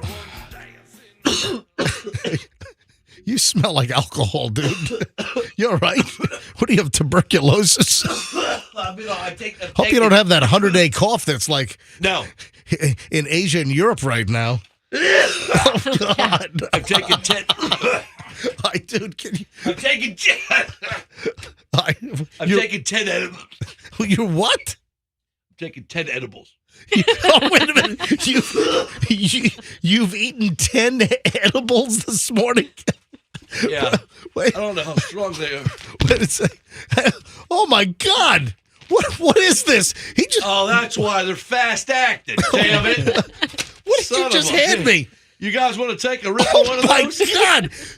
Hal just threw a bag of Jams fast-acting chews, Yeah. cannabis-infused chews. Yes. 5 milligrams of THC. Oh, I'm holding this up to MJTV. Oh, are you serious? So I'm rocking on 50 mgs right now. So I want to warn you. How does this damn thing open up? It's like a hermetically sealed Here, package. I'll open it up for you. I'm a pro. I'm sure I can't even open up the package. I mean, I can't. Is this a child-proof package? There you go. All right, hang on. Woo! So I'm not taking an edible. Oh, my God. Hey, that's the good stuff right there. That's Just- it's called microdosing. I only take 10 an hour. Just take one, MJ. It's just like your Albanese gummies. I'm not. I'm looking. There's a bag inside a bag. I'm not taking. I just seem a little on edge. I was a little angry earlier. You've had 10 of these? Yes. 50 milligrams. That's where I lay. In what time period? Within the last 30 minutes. Here, take your edibles, Hal. Basher, you want one? Ladies and gentlemen. Yeah. Herman is on your side. Your side. Hal Herman's headlines. Tampa Bay's most trusted source for news. Screw CNN. Hal Herman is the most trusted name in news. All right, here we go, ladies and gentlemen. Hal Herman headlines. Now, Hal, is it true this could be the last one ever? You're sick and tired of me? Well, I have to Uber 52 miles every time I come here. I live off of I-4, as you know, in a trailer. And it takes me a long time to get here. I'm close to Orlando than here, you know what I'm saying? All right, ladies and gentlemen, Hal Herman headlines. Go ahead, Hal. Nothing but the real news, the realest news. Hal Herman headlines, everybody. Now, Tom Brady, you heard of him? Yes, Tom Brady. Well, he has announced just yesterday that he is now driving for Uber. How about that? He's trying to keep this quiet. Wait a minute. But apparently he's having money issues, yeah. Tom Brady's not driving for Uber. Well, and I don't think he's having money issues. So you're saying he's trying to pick up extra cash by driving for Uber? It's an absolute fact. Okay. He's having money problems, and he had to earn extra income. He's taking on new work as a rideshare driver. Right. He's also working at a Chipotle in Miami. Did you know that? He's really going to whip up a burrito, I guess, what they sell. Then he can throw it to you. Unfortunately, though, this is where things take a turn. His Uber driver career might be short-lived as he ran over a pedestrian who lost his leg. So you're saying Tom Brady almost killed a guy. Tom Brady ran over a pedestrian who lost his leg? And that pedestrian is Jamie Spears. Yes, he lost his leg. Britney Spears' father? The leg was preserved, and Britney will bring it on tour and throw it out in the audience for them to pass around during Slave for You. No, that is not all right. Now, here's a problem. That is not true. Here's a problem. We have a conflicting report. I have a conflicting report. I got news sources about Jamie Lynn Spears. Oh, no. Or Jamie Spears. Hal Herman headlines. Because facts matter. Yeah. Now, this might be a fact as well, or the other one might be a fact. I'm pretty sure both of these things happened. He was also hiking in the mountains of Louisiana when he fell and hit his head. Right. Passed out for hours. This is Jamie Spears, Britney's dad. Yes. This Okay. is a conflicting report. Right. He was awoken by a colony of rabid beavers chewing off his leg. That's what this report says. The beavers were tearing his leg up to shreds. They just fought over it. All right, so tore it to shreds. You're saying we have a conflict. Yeah. So one of these he lost his leg. Right.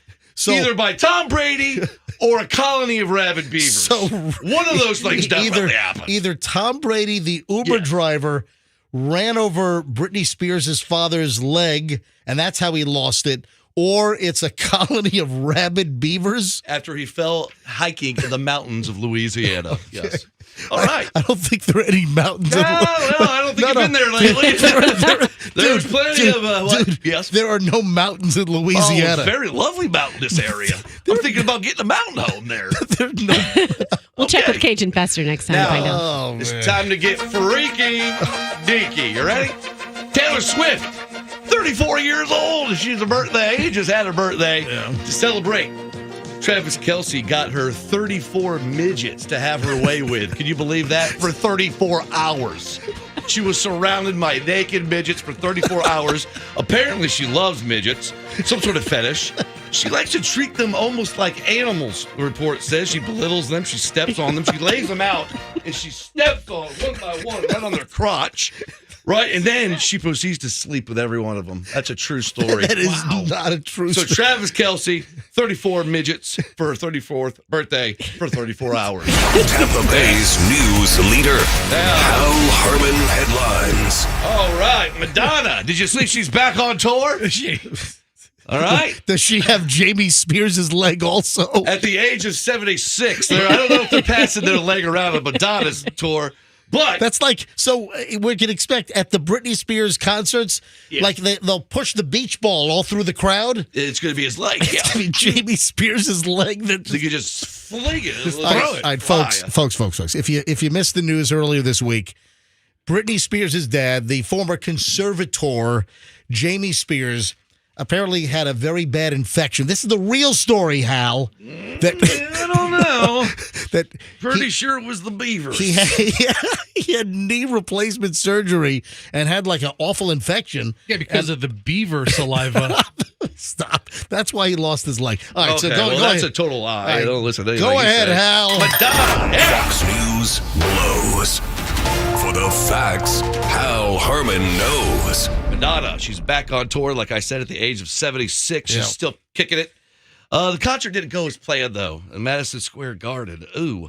She completely lost control of her bowels. Can you believe this? On stage. God. During the song Vogue. Literally lost control All right. She immediately ran off stage, leaving a slug trail of doo-doo. Okay. All of her dancers are like, whoa! They're slipping on it. All right. I'm stopping this. The smell got into the crowd. I'm stopping. It caused projectile vomiting in the crowd. They had to shut down the venue. I'm stopping this now. No. That is grotesque. No, I got one more story. That This is the last one's actually really clean and really true. All right, one more. MSNBC has crabs. Yes. Hal Herman has the real news. Jeff Bezos. You know who that is? It's Bezos. Nah, I have reports it's Beezos. So Jeff Bezos. He's going to fully transition himself. Have you heard about this? Into the world's first human penis. Can you believe this? Now, he wants to live his life as a real penis. Like, he's going to be a human-sized wiener. Hal, will you please stop? Now, if you saw his yacht pictures, I'm sure you noticed the hairless midriff with the artificial veins in it. Did you see that? And now he's getting his scalp replaced with some sort of purple helmet thing. Dude, I dumped that. And he's getting an opening. He's getting an opening at the top.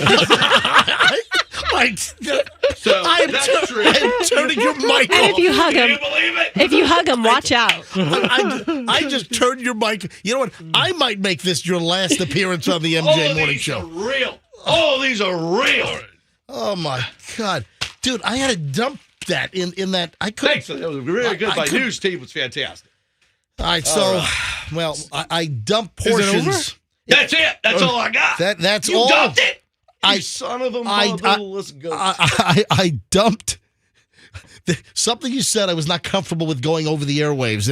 It lives on MJ TV. The hell is that? It'll live on the podcast. Wait a minute. Hold on. MJ. What the hell is that? You son of a bitch. You stay back, Hal. MJ, listen. What is happening here? Okay, hold on. Let me tell the audience what's happening. So Hal Herman is now staring. Hal Herman is staring. I got to call someone. Hal Herman is staring at Fester and pointing at something. I have no idea what's going on because I only see like Son of a bitch. Fester's hold on. chin. Dude, this is ripped from the headlines, dude. This is ripped from the headlines. You're going to let him do this to me? This is why I hate you. Hold on. I have no. This is why I hate you. Hang on. All right. I have no idea what's happening here. MJ. I know that Hal Herman just turned very violent and is looking at something that Fester I'm going to has. lose my mind right now. All right, what is going on? I have created a whole line of Hal Herman tumblers. And I got one for everybody. No, you have not, you son of a bitch. These are just prototypes. You will not be selling those. I am going to be selling You will not be Hal selling Herman those. tumblers. You give me that. Right now. Here. You give me You that. get out of here. Hal, get out of here, Hal. Give me I'll it. kick you in the nuts. Guys, stop Hal, it. Be careful, those jaws are pointy. Guys. How about that? How about that? Let me see one. Let me see it. Hold on. Let me show you. He's behind It's you. the He's Hal behind Herman. you. Hal's behind you. He fell. He just fell on the floor. It's It's a Hal Herman tumbler. Yes, unlicensed images of Hal Herman. Son of a bitch. He just fell. Ow. Are you okay? Ow, my nards. We're selling illegal, uncopyrighted, protected. Screw Hal. Get your Hal Herman tumblers right now. Oh my God. Dude. Give me them. Put them up. Give me. No, you get away. Guys. You get away. Get away. Hal Herman has jumped on Fester. Wow. The Hal Herman. I will sue you. The Hal Go Herman ahead. tumbler. This is on the heels of the whole Luke, what's his face thing. Luke brushes. Yeah, this is crazy. It's good. Hey, get it? Wow. The Hal Herman. Look, they feature a full-size image of Hal. Yeah. And then the name Hal Herm. Oh, because it couldn't all fit on there. I couldn't shrink down my artwork. Like I said, these are just It just is Hal Herm. these are just prototypes. I had to Here cut you them go. off. I had to cut them off. Here's your Hal. You broke it, Hal. Froggy smashed one of them. Who's Froggy? I'm out of here. Hal. Oh, look, that'll Go take some more edibles. Hey. And tell Froggy to come back in because I've got a big announcement I got to make. Keep it moving. All right, welcome, folks. I don't know what just happened. I have no idea. All right, these are just prototypes, by the way. We're going to make real ones. Yeah, what's the latest with the Luke? Combs. Yeah, what's the latest on that? Has the lady in Pinellas Park gotten the $11,000? Do we know if that happened? I'm sure it will happen. And how many official tumblers is Luke going to sell and then give all the proceeds to Nicole in Pinellas Park for her? So I went to Luke Combs' merchandising site. It's already up there. It was up there yesterday morning. How much is the tumbler? $20, and it's pre-ordered right now to where you don't expect them till like February. So they haven't been manufactured. Gotcha. How does his look? Identical to hers. Oh, identical really? to hers. Wow. Yeah. Wow. All right, folks. I've got a little announcement, a little chat. I want to. What the hell was that? Okay, so dude, whose it headphones was were mine. those? When Hal attacked me, he ripped the cord out of my headphones, and I just put them back on. I didn't think it would feed back on the air. Well, it did. My God, Man, that was loud. Okay. All right, guys, will you stop it, please? Sorry. I'm not doing it. Folks, it's 8:10, 8:11 now.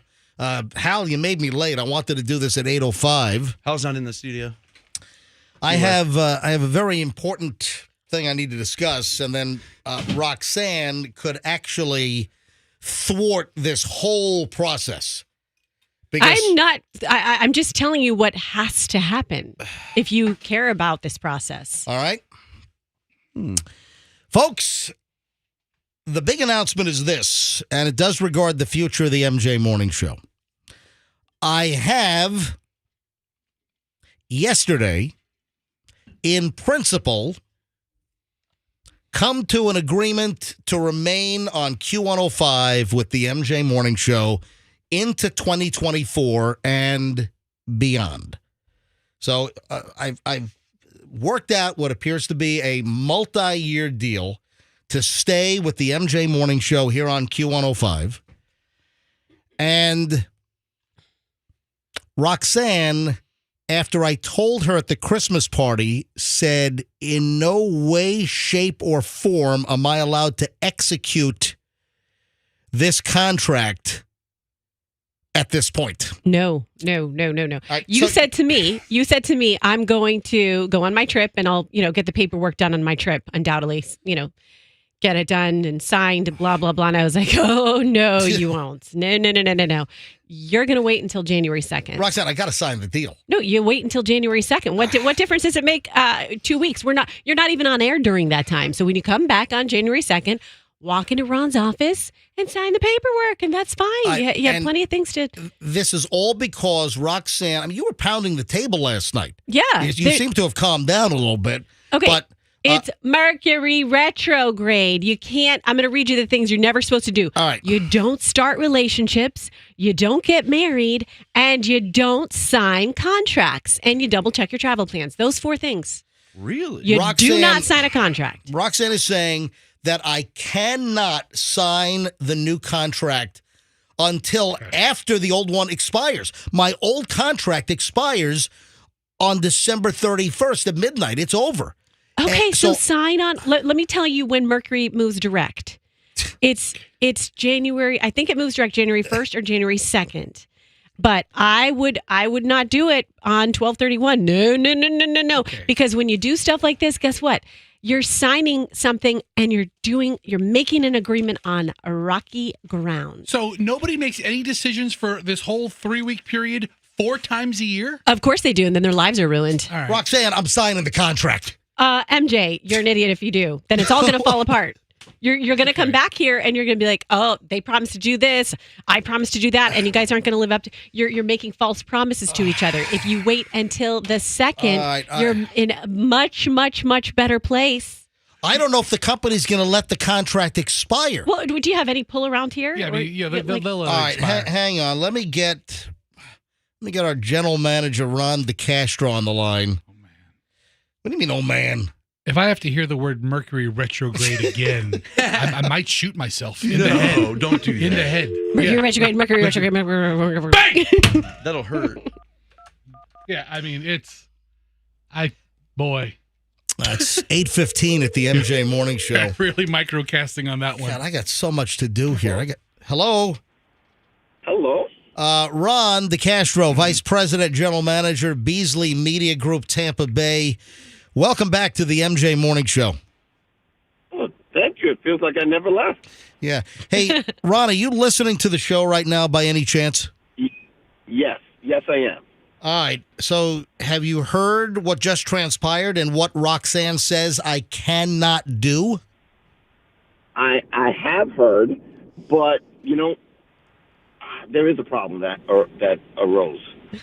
If you don't mind me bringing it up, we did come to a agreement in principle, and then we had the holiday party, and that was fantastic. And as you know, my wife is a huge fan of one of our other radio stations, and she got to meet you, and she got to meet Roxanne. Right. And she had some little suggestions about Roxanne's role on the show now.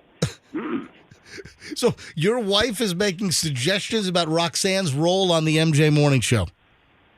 Well, she actually wanted to know if it could be the Roxanne show. MJ. The Roxanne show with Froggy, Fester, and MJ. Yeah, hot Mercury retrograde talk coming up next, Ron. You make your own bed, pal. Let me tell you how that worked out for the last guy that made that choice. All right, Ron, listen. I know. I love your wife. I love your wife. Yeah, See, this is I met Ron's wife for the first time as well, and very, very lovely. But Ron, seriously, Roxanne is, and this is not an on-air bit. Roxanne off the mic, off the air. At the holiday party. This is at the holiday party, and then this morning during commercial break, she's like, MJ, I'm serious. You cannot sign a new contract with Q105 and Beasley Media. You can't sign until January 2nd, our first day back. You cannot sign because you cannot ink a contract during Mercury retrograde, which, it began on December 13th and it ends on January 2nd. Ron. Oh, we got a problem here. Roxanne, can we move this retrograde? I wish I had that power. And listen, don't anybody in here get any silly ideas. This is not sabotage, MJ. This is not like me thinking it's going to be the Gino and Roxanne show. You forget to sign no. It's nothing like that. It's nothing like that. MJ, it's just looking out for everybody's best interest. Don't you think this is suspicious that she's bringing this up after my wife suggested she is the lead person on the show? Don't you think that's just a little? Listen, hey Ron, leave the material to us, Yeah, okay? listen, we'll make the jokes, Ron. Okay. You just make the budget cuts. Listen, hey, Ron. Hey, Ron. In all seriousness, MJ. Yeah. My friend of me, MJ.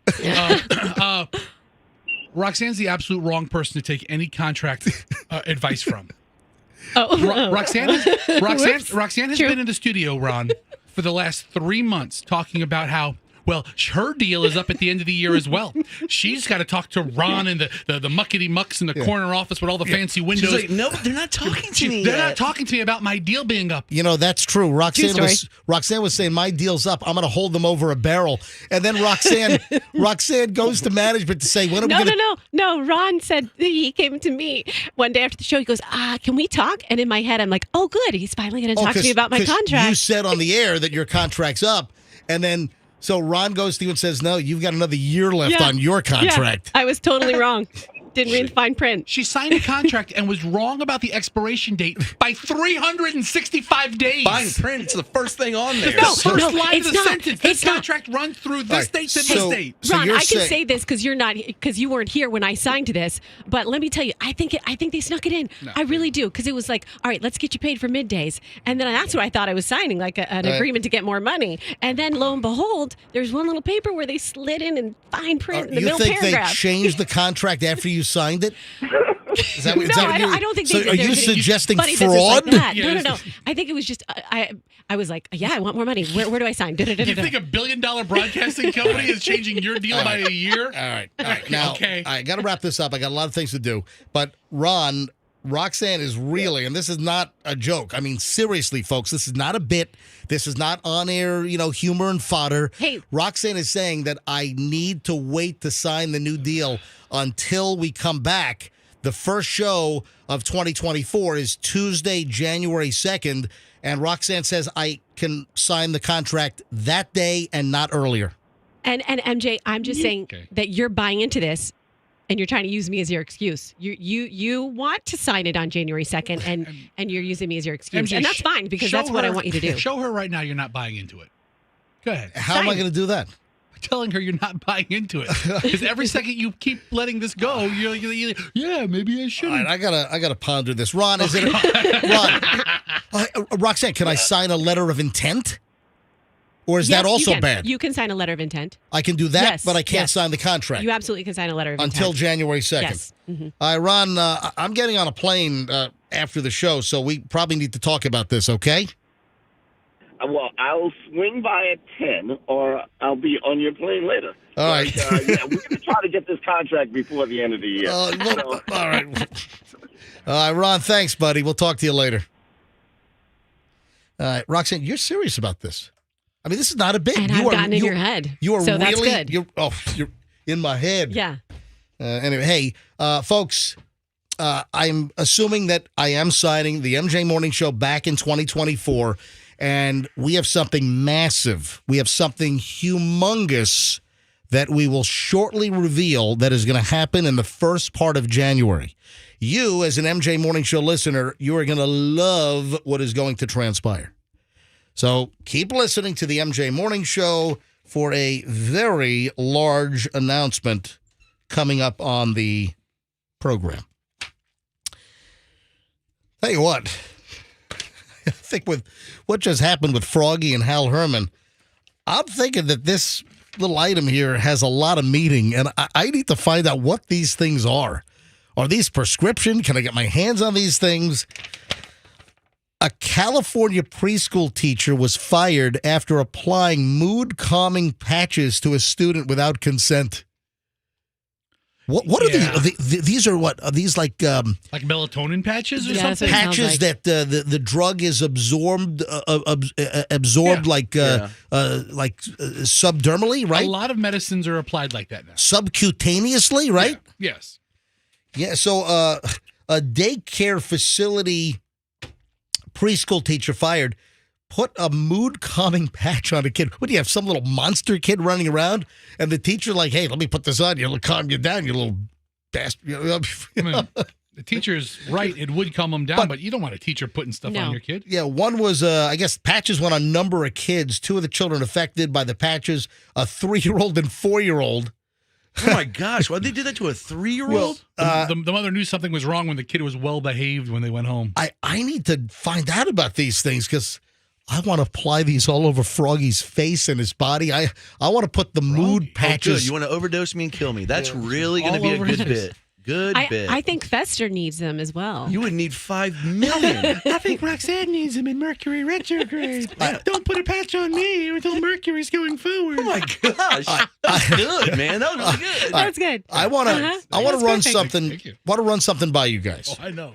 I'm calling total BS on this story. I'm telling you right now. I'm gonna tell you a story, but I'm calling absolute total malarkey BS on this deal. A story floating around on social media. It's on the Reddit subgroups. It's been talked about on the social media platforms, on Instagram, on TikTok, which I hate because it's a Chinese spy operation. I say this is absolute BS. The claim is a stranger offered a woman $200,000 for her Doberman Pinscher puppy. No. And the husband's like, are you crazy? Of course, give up the dog. Take the $200,000. Yeah, no kidding. And the woman's like, no, I'm not getting rid of our beloved little new family member. I don't think this is a real story, but it brings up an interesting question. Would you give up your beloved pet for $200,000? Or what would the number be that you would give up your pet? $500,000? $1 million? This is kind of a goofy hypothetical, but this story is getting traction. This thing is floating around, and I'm saying that this is I don't believe this for one freaking minute, but it did get me thinking, is there any amount of money that if I went to phones here and I asked listeners, would you give up a pet? Hey, I told the story about Keanu Reeves. Keanu Reeves was in town back in the mid to mid-ish late 90s, and he stopped by our radio station, and Michelle came by to meet Keanu, and we had just gotten our new Jack Russell Terrier puppy, little Scarlet, like, I don't know, 9-10 weeks old, and Michelle was, I think maybe was at the vet and stopped by the radio station, had Scarlet, our little JRT, our Jack Russell Terrier, and Keanu Reeves literally wanted the dog. Will you give me the dog? Can I buy the dog? Keanu Reeves wanted our beloved little Scarlet. Yeah, but and then he tried to buy Michelle because he was so enraptured with her. he didn't offer a big boatload of cash for the dog. But listen, I don't believe the story. A stranger offered me $200,000 for my dog. And this is like a big discussion on social media right now. And like I said, the husband said, "Are you crazy? Of course we're giving up the dog for $200,000." And the wife said, "No, we're not giving up the dog." I don't think it's a real story. I think some people are believing this. It's on the internet. I got to believe it. I don't believe it. However, I think it's a good question. Now, Festo, I know your answer. You'd give up your kid for $200,000. Both of them. 2-for-1 special. Yeah. Well, ding, ding, ding. You know, and if you want to justify it, like say Fester just wants the money and is like, yeah, here's my dog. If you want to justify it, that person who has $200,000 to give you can probably give your dog a better life than you can. You're going to stuff Hadley in the little baby box? Not everything's about money, Roxanne, but I'll sell them both. All right. Let's grab a couple of calls on this. You know, from a hypothetical standpoint, I'm not buying into the story. I don't believe it. But if somebody legitimately offered you money for your pet, whether it's a new puppy, whether it's something that you've had for a while, you know, clearly for us, our dogs, our 2 Jack Russell Terriers, Scout and Gatsby, they're family members. They're like children to us. I mean, do we value our real kids' lives more than the dogs? Absolutely, but they're still family members. All right, 800-990-1047. That's how you get in. Tell your family members to stop peeing on me when I come over. I have an amazing story. Go ahead, give out the number. 800-990-1047. Let's grab a couple of calls here. Would you give up your beloved pet for a price? How much? Or absolutely not? Let's grab some calls here. 800-990-1047. Yes, Roxanne, I'm giving you all the opportunity to jump in here. Oh, here we go. Hello. Sylvester Stallone claims that he sold his bull mastiff. Did you hear this story? He had a bull mastiff named Butkus. And he claims he sold him for... As in Dick Butkus? Yes. Who recently passed away? Yes. Big fan of Dick. He sold him for $50 in the early 70s because he was a struggling actor and he was trying to sell his script for Rocky, didn't have money for food, so he sold Butkus for $50 to keep things going. And then once the film series was finalized, he bought his dog back for $3,000. Are you serious? And then he starred in 2 Rocky films. Yeah. Yeah. Remember the dog's name was Butkus in the movie when Adrian gives him a dog to run with. Hey, Butkus. I don't remember that line. That was the name of the dog. Wow. All right. It's true. Thanks, Rock. Michelle and I watched the first season of the Sylvester Stallone streaming series. Tulsa King? Yeah. What? It's actually pretty good. Is it I thought it was a series, like a reality series. No. Oh, it's a show. It's like a scripted. He's a former mob guy that got exiled from like the New York mob, and they sent them to Tulsa, Oklahoma. Oh, that sounds like a refreshing new script. The Stallones also have a reality show, like Family Stallone or something like that. Maybe that's what I'm where thinking. he has all these ridiculously hot daughters. And him, he's like, hey, here's my daughters. Look at what my seed did. Hey. Let's go to phones on this and the dog question. We'll start with Shauna in Pinellas Park. Shauna, hey, you're on the MJ Morning Show. Welcome. Thank you. Hello. Morning, Shauna. So with this hypothetical dog deal, is there any amount of money that you would sell your dog to somebody for? Absolutely not. What kind of dog do you have? I have a Siberian Husky purebred. Wow. Do you have a Siberian Husky that has the 2 different eye colors? No, she doesn't have the 2 different eye colors. But she's got the I want to talk to your manager eyebrows. Okay, so somebody offers you whatever your salary is, whatever you make in a year, 2 years worth of money. You don't give up the dog? Absolutely not. All right, now, Wow. I don't know what you make, but if somebody offered you $500,000 for your dog, you don't give it up?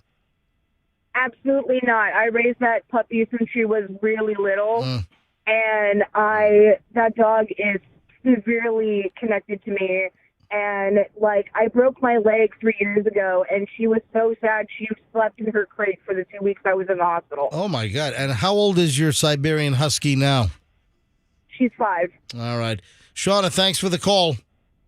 Absolutely. Have a great day. All right, no amount of money there. Sheila in St. Pete. Sheila, you're on the MJ Morning Show. Hi. Morning. $500,000 and I sell my 2 cats. So you would sell your 2 cats for $500,000? Well, they're 8 years old, so yeah. Hey, you got your use out of them. You know what? 8 years old, they're spent. All right, Sheila. What about? Pretty much. Sheila, what about like $20,000? Let's talk about a real amount of money, not like some pie in the sky crazy. She'll sell it. What is the lowest that you'll get rid of your cats for? Let's negotiate a little. $250,000. So $250,000. You just dropped your price 50%. Boom. It's a Christmas special. All right. Thank you, Sheila. Michelle is in Tampa. Michelle, you're next on the MJ Morning Show. Michelle, is there any amount of money that you would sell your pet for? Yes, absolutely. All right. What kind of pet do you have? I have 2 boxers. And how old are the boxers? How long have they been with you? 7 years. Did you get them as puppies? Yes, we did. All right. So you would sell your dogs, and what is your price? Well, being that, they're 2 and they're together and they got to go together, I would say $100,000. Tell you what, if they just pay off my Home Depot credit card, I'll sell them. All right, so $100,000, you dump your boxers of 8. How many years? 7 years. 7 years. All right. Thanks, Michelle. The price is coming down here, folks. So I think this is going to change when you see a briefcase full of money. I mean, like, listen, it's $10,000 here. You're going to take your dogs. Okay. Everything's for sale. It's like my friend, MJ, real quick, I had a buddy who had this really awesome bicycle. Right. And my other friend, Francis, he was so rich stop that it. he could buy what? That's Pee Wee Herman's Big Adventure. Stop it. Damn it. Stop. Folks, if you haven't noticed, Froggy likes to interject storylines from TV shows and movies and try to pass them off as a real story. Damn it, that one was too easy. That one was too easy.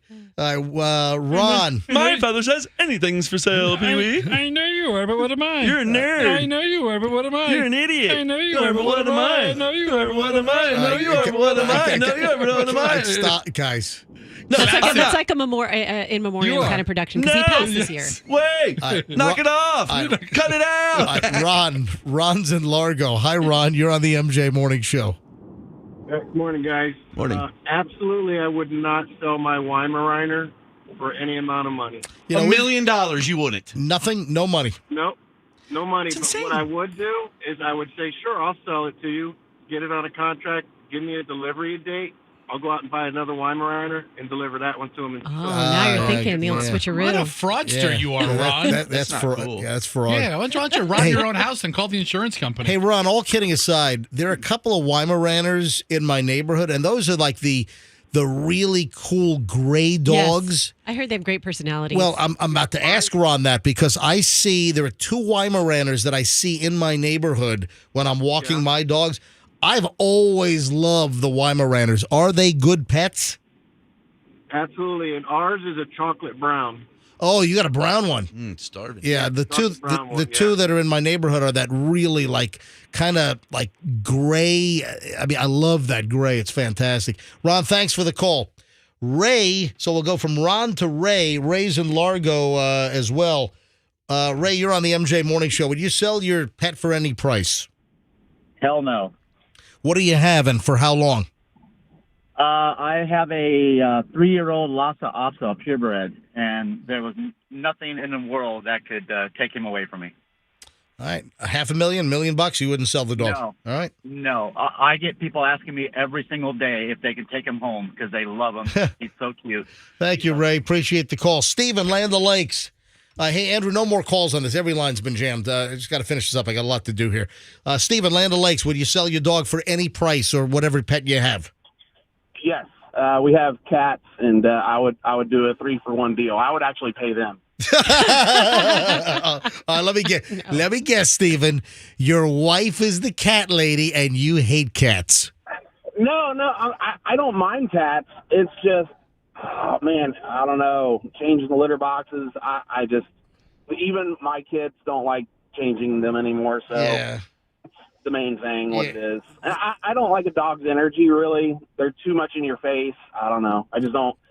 I'm not a pet person, really. How about your kids? Are you a kid person? Yeah, I'm a kid, obviously. I got 4 kids. So. Kind of. I mean, barely, but yeah. Stephen, have a Merry Christmas, buddy. Debbie is in Lakeland. 3 more here, and that's it. Debbie's in Lakeland. Debbie, any price to sell your pet? Absolutely not. So I just got my dream dog. She's 8 months old, and I would not sell her for anything. But I have a question for Froggy. Would he sell Miss Elizabeth? Oh, the Froggy's new hot seat. Yeah, what would Froggy's new French bulldog. Yeah, might have to if the price is right. $1 million, you know. See you later, Lizzie. No, I love her. No. Oh my God. Listen, money talks. No, you don't really love her then. Oh, you don't judge me, ma'am. I love her to death. As much as you love your dog, I love mine. Hey, have a great day. Thank you, Debbie. Yeah, Merry Christmas, guys. Thank you, Debbie. Yeah. Leah in Thenona, Sassa. Leah, MJ Morning Show. Hi. Hi. Sorry. Good morning. Yes, Morning. I have also a Siberian Husky, and I would not sell him for $1 million or anything. And what I wanted to mention is that he came from a shelter, too. So I feel like somebody gave away $1 million, and I got him, and he's wonderful. Awesome. And so listen, great. I encourage people, Yeah. if you want a dog or a cat, and if you really want a pet and you can make a shelter adoption work, then absolutely. And I'm not one of those people, because you've got some of those high and mighties, and they're angry. There are some folks that get like militant and angry if you don't go and get a sheltered dog, and if you go and buy a purebred from a breeder. Listen. When I got Miss Elizabeth, I heard a little bit about that. Yeah, I'm sure you did.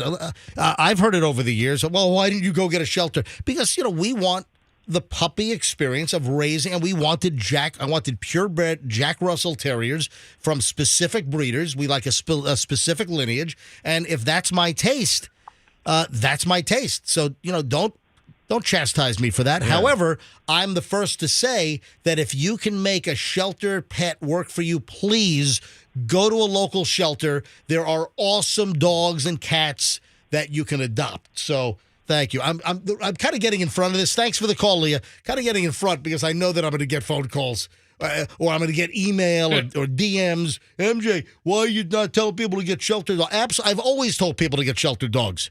If you can. Yeah. Rescue a dog or a cat out of a shelter. All right, final call on this. We got to move on. Wendy is in Clearwater. Wendy, this all started because there's a whole thing going around about this woman on social media claims that she was offered $200,000 for her dog. This is a Doberman Pinscher puppy, and she said, no, husband's like, you're crazy. Let's get rid of the dog for $200,000. I don't believe the story. I think the story is absolute BS. But it's still an interesting little topic to talk about. Go ahead, Wendy. Hi, how are you guys? We are well. All right, so I would never get rid of any of my animals. I consider them as like my kids. I mean, would you sell your kids? I mean, you take them in, you take care of them. They don't pick you. I'm in the same boat. I consider our dogs kids. I clearly put human life above the dog's life. However, I do consider them part of the family. So no amount of money for you. Honestly, I mean, I got 6 dogs, 2 cats, and 4 birds. So got a pet store going on. Ace Ventura. Yeah, pretty much. Yeah. Or she's a pet klepto. I don't know. So. Hey, thank you, Wendy. Thanks for phoning in. All right, thank you. All right, so there you go. The bulk of the people would not get rid of their dog for any amount of money or their cat or whatever. Whatever. Yeah. $50 million. Yeah, you show them a briefcase full of cash. Like, listen, I'll take the pup. You take this Bye-bye, Fido. Let's do this segment all over again, but just about kids. Would you sell your kids for $200,000? Now, with the holiday shopping season obviously in full swing, couple of things I want to discuss.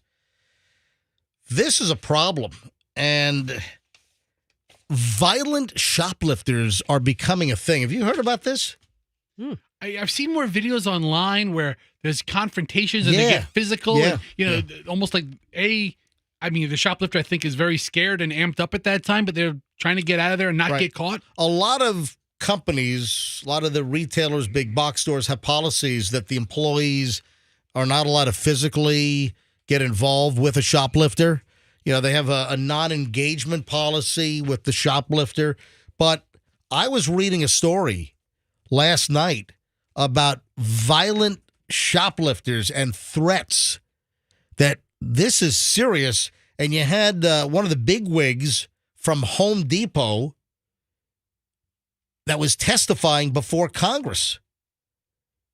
And it's all about retail workers that are literally getting into physical confrontations, verbal confrontations, confrontations that could get physical. It's getting ugly out there. And there are reports of shoplifters to try to thwart any intervention from the employee. They're pulling out knives and guns. And a top executive with Home Depot actually testified before a congressional panel, which is looking into some federal legislation to try to thwart the organized theft rings. Because, if you've got organized crime, and I guess maybe you can, deal with the RICO statutes, but when you have these organized crime activities that are doing massive organized retail theft in various states, crossing state lines, and we've heard about these recently. Home Depot is one of the companies that's been hit, where you have these organized rings that are ripping like power tools off to the tune of hundreds and hundreds of thousands of dollars. And then they're selling them, or they're putting them up online, on eBay, whatever. And this is a major, major problem. I remember, this might be going back, 5, 7, 8 years, maybe 10 years. Do you remember that there was a bust here in Florida? And there was an organization, there was an operation. I think they found like a warehouse. There was a group ripping off like consumer goods, like shampoo and like deodorant. Like remember this story? And they were hitting Targets and Walmarts and supermarkets all over Florida to the tune of millions of dollars. I want to say I remember a press conference with like the Hillsborough County Sheriff and the Polk County Sheriff, where it might have been like a joint operation. And I think it stretched down to Miami-Dade and Broward. And I'm trying to remember where the warehouse was, but they found just millions of dollars in consumer goods, like household products and consumer goods, like literally like toothpaste and like deodorant, where these rings were going in and shoplifting this stuff by the handful. And then selling it on the back end, straight profit. Yeah. So this caught my attention. Scott Glenn is the head of loss prevention for Home Depot with 2,000 stores. And he joined other industry individuals in retail and also law enforcement officials that were testifying before this congressional subcommittee. It was the House Homeland Security Subcommittee on Counterterrorism, Law Enforcement, and Intelligence, and it happened earlier this week on Tuesday up in D.C. And he said, quote, retailers are not exaggerating the problem. And he said that there is absolute danger to Home Depot's 470,000 workers from organized retail crime. Hey, we had the Home Depot story recently. There was a local story where the thieves, they grabbed like Rubbermaid trash cans. Yeah, the wheelie kind. And filled the trash cans with power tools and tools that they had stolen from like the tool corral over at Home Depot. Fill up the trash can, put the lid on it, you go to the checkout, you wheel your trash can, you use the gun, you scan the barcode, you pay the, the $39.99, the $59.99 for the trash can. Meanwhile, you got thousands of stolen items inside this big 55-gallon trash can. And you're just wheeling these things out. Jeez. So that's happened. So they're looking for congressional help and some, federal laws to, I guess, tackle this organized retail theft even more, because it's putting the employees also in danger with these operations. And then, did you see the guys? I got two other stories here. And then we've got an iPad scam, which was busted locally here. Listen to this. We'll get to that in a moment. First, though, you want to hear some nerve? You want to hear some freaking nerve? I love nerve. Speaking of retail theft, I don't know if I've ever been in a Kohl's store. Have you ever been in Kohl's? Oh, yeah. Mm-hmm. I've never been in Kohl's. I mean, there's no reason why I haven't been. I've never been in a Bell's. I feel like I've gone into Kohl's to buy winter jackets or something. Or they have winter coats there. You shop at Siemens, don't you? Say it again. What was it? He shops at Siemens. Yes, you're right. Yeah, that's a popular store. Yes. Dude, Siemens Furniture has been defunct for 25 years. Ooh, my bad. Yeah. Yeah, but when it was open, you were Are you trying to make some kind of joke? No, I thought it was that kind of a store, and I thought it was open. Look at him. He wears MJ wears T-shirts, workout shirts. He shops at Dick's. He doesn't shop at Siemens. That's just a dumb joke. I stop. I mean, have you seen the apparel department at Dick's? Listen, it's huge. All right. Yes, I have. So the nerve of these guys, listen to this. This is insane. 2 guys stole from a Kohl's store. And they're looking for a lesser punishment because the items they stole were calculated at a certain price. Oh, now it's on sale? They pointed out that actually the items they stole were on sale. Oh, man. So That's funny. Are you kidding me? Can they use Kohl's cash to pay the retribution? Listen to this. 2 men convicted of retail theft at a Kohl's in Colorado Not cool, man. tried to get a lesser punishment because they stole stuff that was actually on sale. That's funny. Are you kidding me?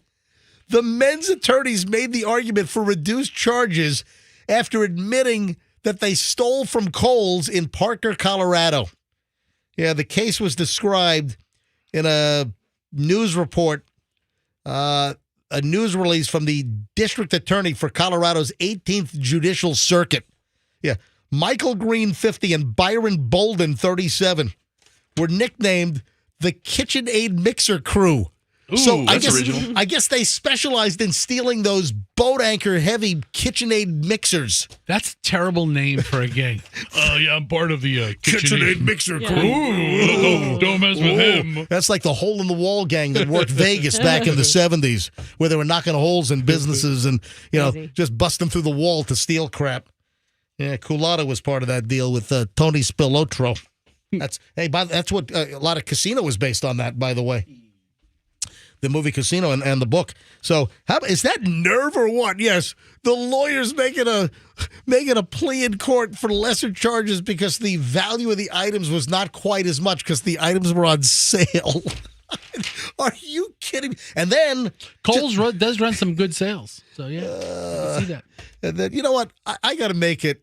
I got to make it a mission. I've got to go to a Bell's and a Kohl's at some point. Yeah, You haven't lived if you haven't. You know what? It's the time where people make New Year's resolutions, and your resolutions for 24 is to go to 2 major department stores. To go to Bell's and to Kohl's, absolutely. And then finally, this is local.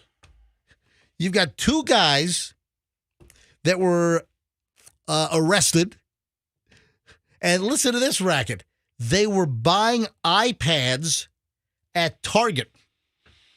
Then they would return the iPads, but they had like a fake dummy counterfeit item inside. So they would keep the real iPad out of the package, put something else in it, and then return it for full value, full credit. But then they still had the iPad just without the Apple box. When I was a youth, I had a job at Montgomery Ward. Oh, yeah, those Montgomery Ward days. And somebody bought... Was that a Tyrone? Yeah. That's what it's yeah. And somebody bought all the coffee makers and then slowly returned them over the course of the next couple of weeks. Yeah. Except they put lumber in it. What? So it felt like the weight of a coffee maker, and they opened the box from the bottom. So you look at the box. Then they sealed the box. Yep. And then when you looked at the top of the box, it still looked like the factory tape. but they really took it out from the bottom. And like, listen, it was returned. Okay, here you go. And then you put it back on the shelf. Let me guess. It went back on the shelf, and then suddenly people are saying, "Hey, I brought this coffee maker home, and I got a chunk of lumber in here." So the first one was a liar. Oh no, you didn't.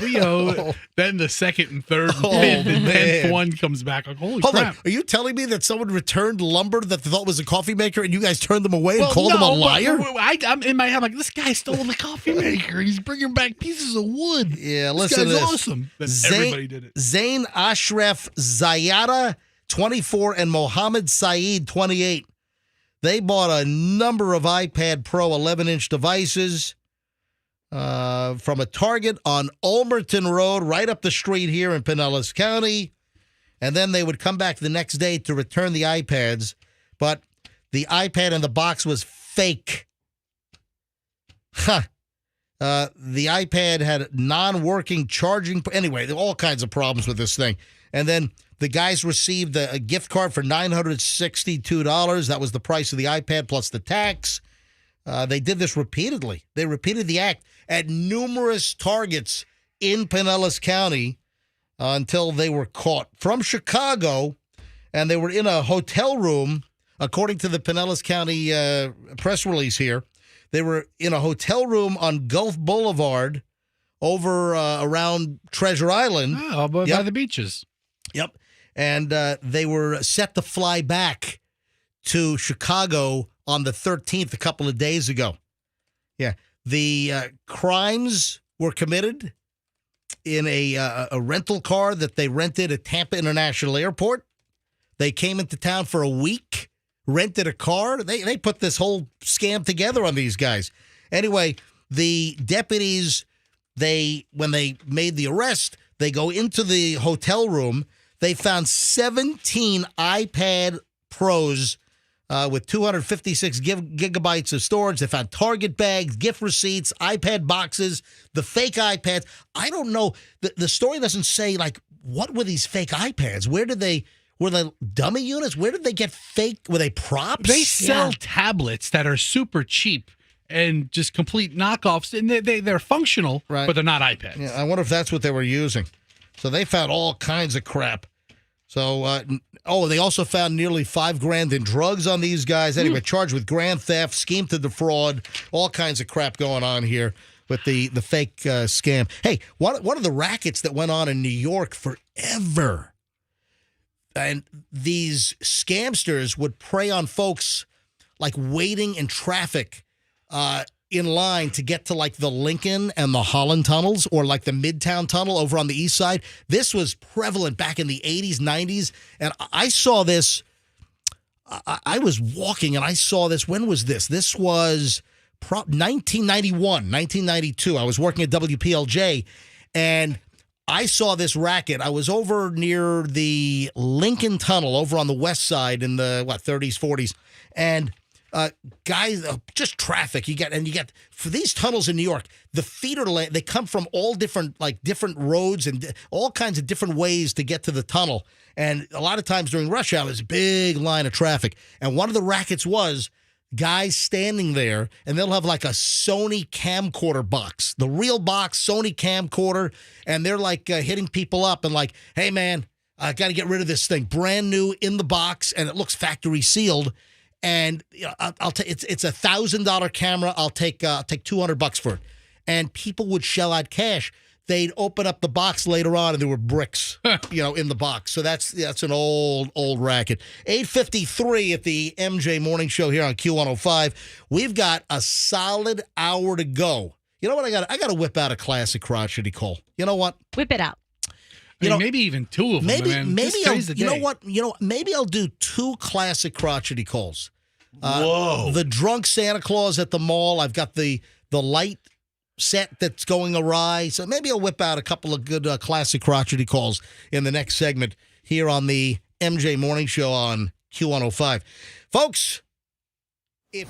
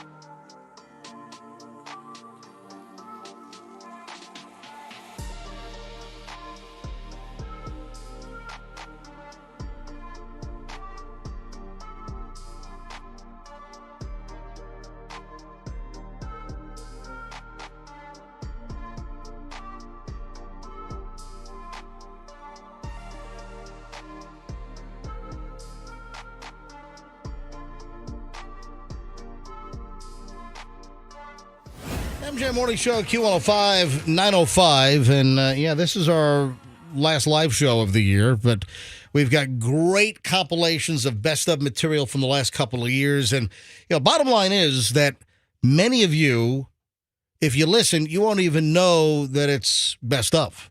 And there is so much material that will entertain you. And we've really culled like the best of the best. So the density of quality is enormous. And there's going to be a lot of stuff that you have not heard. But I thought it would be appropriate in the last hour to play a couple of classic crotchety old man calls, obviously Christmas themed. Now, this one, I guess, didn't get a ton of airplay over the years. I mean, it's played. I mean, some of you might have heard this, but I'm guessing more people listening right now have never heard this. And I call this one the Christmas crotchety call. And I think it's pretty self-explanatory. Good afternoon, the Barn Christmas Shop. Can I help you? Oh, thank God you've answered. Let me speak to the friggin' idiot that sold me these Christmas lights. Excuse me? Let me speak to the friggin' idiot that sold me these Christmas lights. It was some guy. What's the matter with the lights, ma'am? I'm not a ma'am, I'm a sir. Put the guy on the phone. I don't have time for this small talk yak. He's with a customer. Can you hold just a second, please? Yes, I can.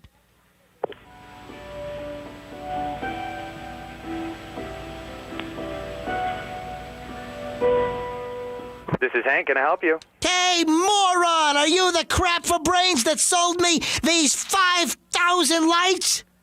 Excuse me, sir? They're all defective. I spent 17 solid hours stringing up these 50 boxes of little tedious boogers. I wrapped them all around my tree, plugged them in. Absolutely nothing. Nada. Zilcho. Zero. Bum-tush. What, sir, you put all 5,000 of those lights on one tree? That's too many for one tree. Don't you dare tell me what's too many, clerk boy. My left ass cheek has a higher IQ than you. Shut your hole and tell me how to fix these lights. Sir, there's no need for you to be rude. Don't you tell me how I need to be, you piece of monkey vomit. I'll be however I want to be. With 5,000 lights on one outlet, you've probably blown a circuit breaker. Oh, great. Now you're a scientist. I don't care what you do. How do I get these lights back in order? Are you sure that you have electricity going to the tree? Well, hold on a second. I'll unscrew one of these little bulbs from the little bitty socket. Okay, I'm gonna stick my tongue in now. And what? Whoa!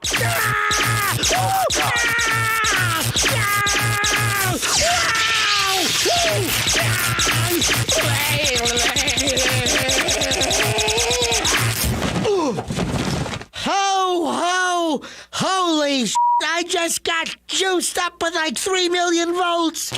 Oh my God, it's all starting to arc and spark now. There's smoke coming out of your light set. Unplug it, sir. What? Unplug the light. Oh my God, I got a fire. It's on fire. Well, put it out. Put the fire out. The whole tree's on fire. Get something and put it out. Hold on, let me get the fire extinguisher. Hold on a minute. Oh my God. My whole living room is engulfed in flame. Where's the fire extinguisher? Oh my God, here it is.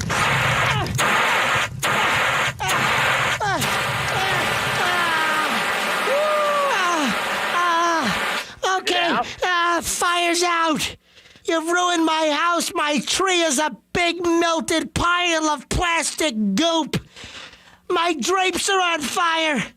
Oh, even my little kid Chauncey's stocking is burnt to a crisp. Oh no! My place is just like the towering inferno. What's your name? My name's Hank, sir. Hank, I'm coming down there to get revenge on you. In my garage right now, I've got a World War II surplus U.S. Army flamethrower. I'm coming down there. I'm going to torch your store and burn it to the ground. Wait a minute. Then I'm going to kill that guy you got playing Santa Claus with a hatchet. Here I come. I'm coming down there right now. Call the police. Call the police, quick. Little Christmas light fiasco. One of the Wow. It's kind of like one of the lost call. I don't think that's played a whole lot over the years. Threatening murder. Yeah. Quite an ending. Took a little Christmas turn there, didn't it? I forget how violent some of them really were. Some of them were. Kill them with a hatchet. If you haven't heard Drunk Mall Santa, I'll get to that before we shut things down today here on the MJ Morning Show. It is 9:10, so it's time for the must-hear story. Every morning we do the must-hear story. Oh, and Andrew is saying I'm on time today. Congratulations. Amazing. Amazing. Can I make you not on time and get something in here real quick? Why don't you wait until after I do the 9:10 must-hear? Fine. Is that okay? Fine. All right. I'm on time. Well, you're trying to thwart me here. I'm on time finally with the 9:10 story. This is obnoxious. Now, and Andrew is reminding me that we've got Styx and Foreigner with John Waite tickets. We'll give those away sometime this hour. So, now I'm a minute late for the 9:10 must-hear story. Well, people expect it to be late, so it's probably good. All right, so Styx, Foreigner, John Waite. We'll give away tickets this hour. Before we shut things down today, we'll tell you when to call in. This is obnoxious. So help me out with, bachelorette party etiquette. Okay. Your friends throw the party.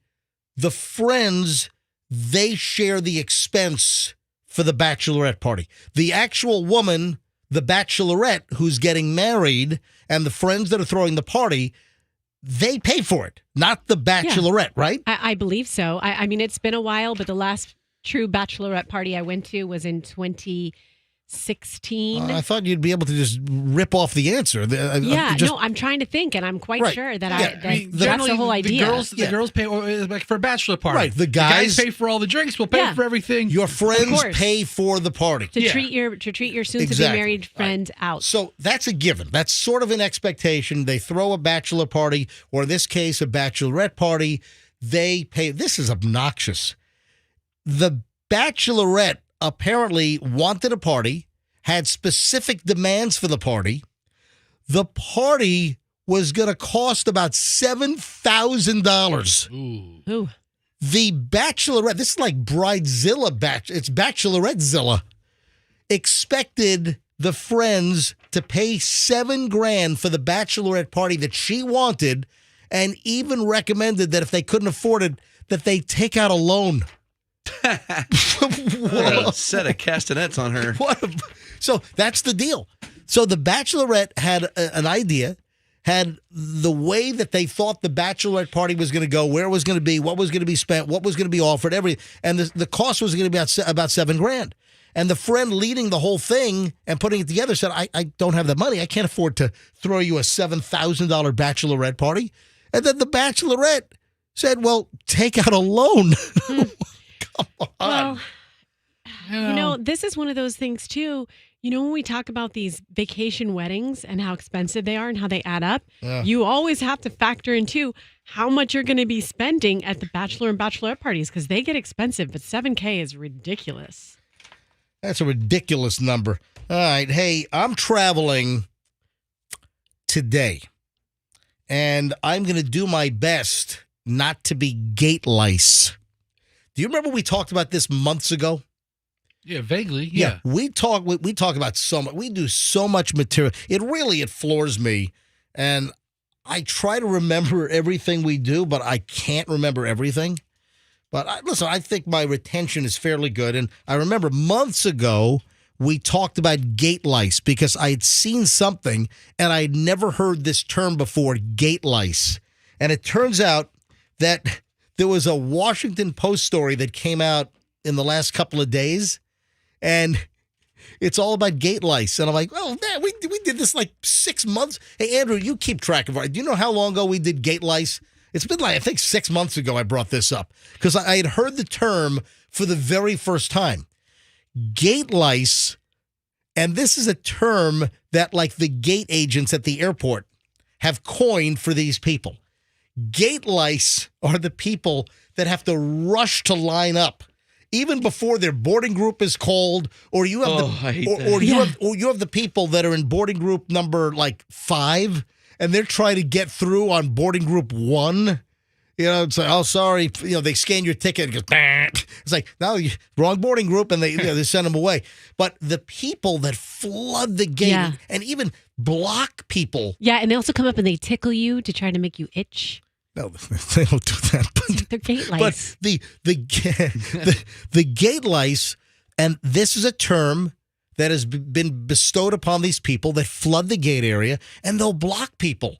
You know, they'll say anybody with special needs, small children, hey, we're boarding veterans with military IDs or whatever, you know, active duty or veterans, you can board now, or I think it's usually active duty military. But you'll have the gate lice that are still like 2, 3, 4 boarding groups away that are flooding and congregating and even blocking the normal boarding process. And there was a whole story that came out from the Washington Post earlier this week. Why do gate lice line up early for a flight? Psychologists explain. And I'm like, yeah, let me read this thing. We talked about gate lice. I can't remember how I heard about it, but I thought it was a great term for the people at the airport that they got to be right up front there, even if they're not boarding. And the agents at the gate, they call these people gate lice. And the psychology is, and it's obvious, you know, they have like an excitement about traveling, and there's just something about getting on the plane. Yeah. But there is a practical reason to want to get on the plane. Now, you got to wait for your boarding group, but when my boarding group is called, I want to get to the front, or I want to be as close to the first people getting on in the boarding group. Yeah, because you don't want them to check your bag. Well, that's the deal. So there is a practicality to people wanting to get on the airplane. Some people are just excited. Oh, man, got to get on the plane. Or they're a little nervous and they feel like, oh, let me get into the sit down and get, have accustomed to whatever. But the practical reason why some people want to get on the airplane, especially if you have some of the later boarding. If you're in boarding group 1, you don't need to rush. There's going to be plenty of bin space. But that's the issue, is you don't want them to run out of overhead space, and then you have to have your bag checked. Listen, I'll tell you right now, I don't dislike JetBlue. I like JetBlue. I think JetBlue was a better airline 10 years ago, 15 years ago. I think they've, succumbed to just some of the industry issues, which I think JetBlue did a better job early on. But I fly JetBlue. I like JetBlue. Okay. My number one airline typically is Delta. Okay. Today we're flying United today. There's a lot of Delta. There's a lot of airline talk. I'm having a conversation. It's a radio show. With whom? Yourself about what planes you like to fly. But let me tell you something about JetBlue. Michelle flew JetBlue because I had a ton of JetBlue mileage. He loves planes with a big slab of butter. If none of us are talking back for like a minute, then you're not having a conversation. Listen, well, because you guys can interject anytime you want. You like to fly JetBlue, do you? Right. Who has the best nuts? So Michelle did an impromptu quick trip up to help Chloe with she was up there for a good price for a cheap price. For zero because I use mileage. Yep. I had a bunch of JetBlue mileage. Keep them on track. So Michelle flew up to Boston and back on JetBlue, used the mileage. But let me tell you something. Michelle obviously didn't check bags on the way up, but she had to check 2 big duffels on the way back because she brought a lot of Chloe's stuff back because Chloe graduates. She's done today. She's leaving this weekend. Just got to turn in a final paper over the weekend. But Michelle brought these 2 big duffels back, and I don't know what the hell it is, but it took forever for JetBlue to get the baggage from the plane to the belt, like 30-something minutes. Wow. And it's ridiculous. And even Andre, the traffic guy that I spoke to, MJ Morning Show listener, Andre, who's doing the Tampa International traffic direction, the guys that say, you can't stop, keep circulating. Those guys, he told me that, JetBlue just takes a long time. Frontier, JetBlue, he said, are really dragging their feet. There's not a reason why. I don't know why the Delta baggage, the United baggage, Southwest, why does the baggage come out so much faster? What the hell is taking JetBlue so long to get the damn baggage off the plane and to the belt at Tampa International? And it was Michelle's flight on Wednesday night, but apparently it's pretty incessant. We don't check bags hardly ever, except in a case where she's bringing all this crap back at Chloe's. Has JetBlue hired dwarves to unload? That would take like twice as long. But gate lice, I'll take pictures. If there's any gate lice, I'll take pictures later today when I'm at Tampa International Airport to see. But listen, the psychologists are saying that some people are just excited, But a lot of it, I don't think you can call somebody gate lice because they're trying to, make sure you've got overhead space. No. I think that's reasonable. If you're in boarding group 6 and you got overhead, that could be a little more difficult for you. But I just love the fact that we talked about gate lice months ago, and then here's a Washington Post story about, hey, what is gate lice? All right, when we get back, who's chortling? Oh, no, I just went because you didn't let me do my thing. Okay, Roxanne has something very important. All right. Yeah. Oh, so was that an attention getter? That was just a. MJ. like you're frustrated Yes. with me? So, MJ, I'm a little. You can do your thing now. I'm a little torn on Roxanne's Yeah. whole thing. All right. Because yes, it's important, but it's very specific and it's very time specific. Yeah. Right. And we're not in that time. And he ruined it for me. MJ ruined it for me because I could have been in that time. When? What was the time? I don't know. It was right when we came back. But anyways, it's Daviana's birthday. Happy birthday, baby. Wait a minute. You wait a minute. You said during the last break that you wanted to wish happy birthday to your daughter, but it's too late. She's not in the car anyway. Yeah, and so guess what? I'm gonna go back and grab an MP3 of this and play it to her this afternoon when I get home, so she knows. No. Hold on. Oh my God. Wait a second. What a disaster. Hold on. You're ruining the birthday. All right, happy wishes. freaking birthday, kid. Yeah, All right, hey, hang on. Daviana. Wait a minute. You're not making sense. You said during the commercial, Fester, did you hear that? I did, and I was like, why are we even doing it if the kid's not in the car? Well, Because I'm going to have the MP3 and play it for her. But you and say- just, wait a minute, you just said I ruined it because we didn't do it. You wanted to wish her because happy I wanted birthday. to blame you on air right. so that she would hear. I'm not going to let you blame me. Hold on. so weird. What time was your daughter in the car? 9:02. That's BS. Yeah, no, 9:02. Okay, fine. I'm serious. All right. All right. So, happy birthday. Which one? Daviana. Daviana. Is she even your kid? I'm Oh. kidding. Yeah, I'm joking. No, I'm the ki- question I'm is she kidding. really Doug's kid? I'm kidding. That's the joke. I'm kidding. Is that the Anyway, joke you all guys right, throw let's around? listen. Let's erase all that. Don't use that. Let's come out fresh. Uh-huh. All right, here we go. Here we go. All It's- right, it's- kid's birthday. Take 2. All right, it's 9:22 here on the MJ Morning Show. Oh, MJ, can I do something real quick? Special day for Daviana. Oh, of course. This is Yes, please. Yes. What do you want to say, Roxanne? Happy birthday, sweet baby. Froggy, you're ruining it. You're ruining it, Froggy. Oh my God, I'm so sorry. Do it again. Take 3. Take 3. Go I ahead. had a coughing attack. All right, 9:23 at the No, MJ. let her say it. All right, go Let ahead. Roxanne do it time. Hi, Daviana. It's Mama. Happy birthday, my big 4-year-old. Oh, my. Mister! Come on, guys. Would you guys You gotta get that checked guys, out. You're making me late. All right, I want both of you guys out of the room. Go take your break early. Yeah, take your Fester. long walks Get and your out. breaks. Get out. Bye-bye. Go. Bye-bye. Go take your break. Yeah. Go take your break. All right. So- Roxanne, they're out of the room. It's just Yes. you and me. Yep. My wife said never be alone with a woman in a room. We're not really. We're on All air. right. All right, go Okay. ahead. Happy birthday, Daviana. Mama loves you. 4 years old. We're going to go to Magic Kingdom for the first time ever for you. Wait a minute. 4 years old and you Yeah. haven't taken your kid to Disney? What's the matter with you? Dude, what's been happening for the What the last hell's the couple of matter with years? With this? COVID, pandemic, blah, blah, blah. We haven't been to Disney. Yeah, I took her to Epcot one time. Hey, it's a small COVID world after all. It's a small COVID world after. All right, 9:24 at the MJ Morning Show. Concert tickets to give away. Sticks Foreigner with John Waite. We'll give that away in the next segment. I got another crotchety. Should I play the other crotchety or should I just? Yes. All right, you got another classic crotchety. We're going to play the Drunk Santa. Oh, speaking of drunk, we've got a drunk story we got to talk about coming up. A lot of stuff, loose ends. Final chunk of the MJ Morning Show is next here on Q105. Stand by. Hey, if you...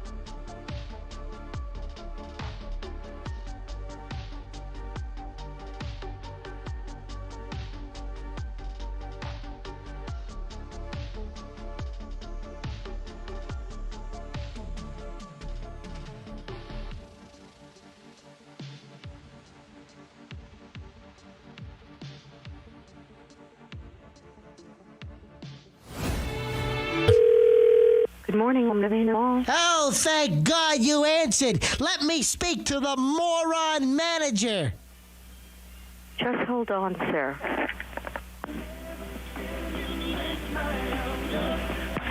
Jack Humphreys.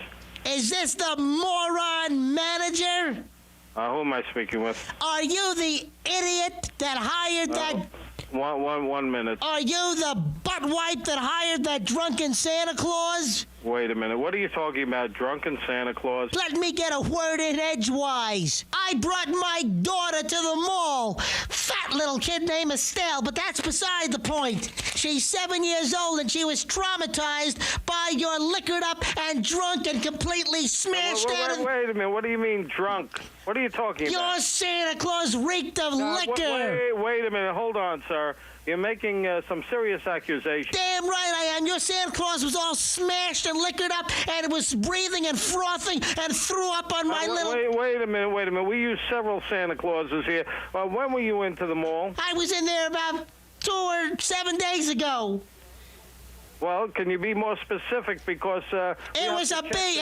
which Santa Claus this was? It was a big fat guy with a white beard, and he smelled like a freaking liquor store. All I can tell you is it gets worse from here. Your damn Santa Claus, after he was all liquored up and was breathing all over my kid, bit my little daughter on the hand. Now she's tested positive for rabies. Wait a minute. You're saying that our Santa Claus bit your daughter? Wouldn't someone have said something about this while you were here? You're an idiot is what you are. Wait a How minute. can you... Wait a minute. How can You're you... getting damn abusive to me. I don't have to take this from you. How can you hire such a moron? Wait a minute. Keep talking, schmuck face. Listen, you're getting very abusive to me. I don't have to take this kind of crap from you. I haven't even... I'm getting very fed up with this situation. I think you better stop this right now. If you have a complaint to make, you come down to my office, fill out the forms, and we'll take it from there. You sound drunk. Are you drunk? You listen to me.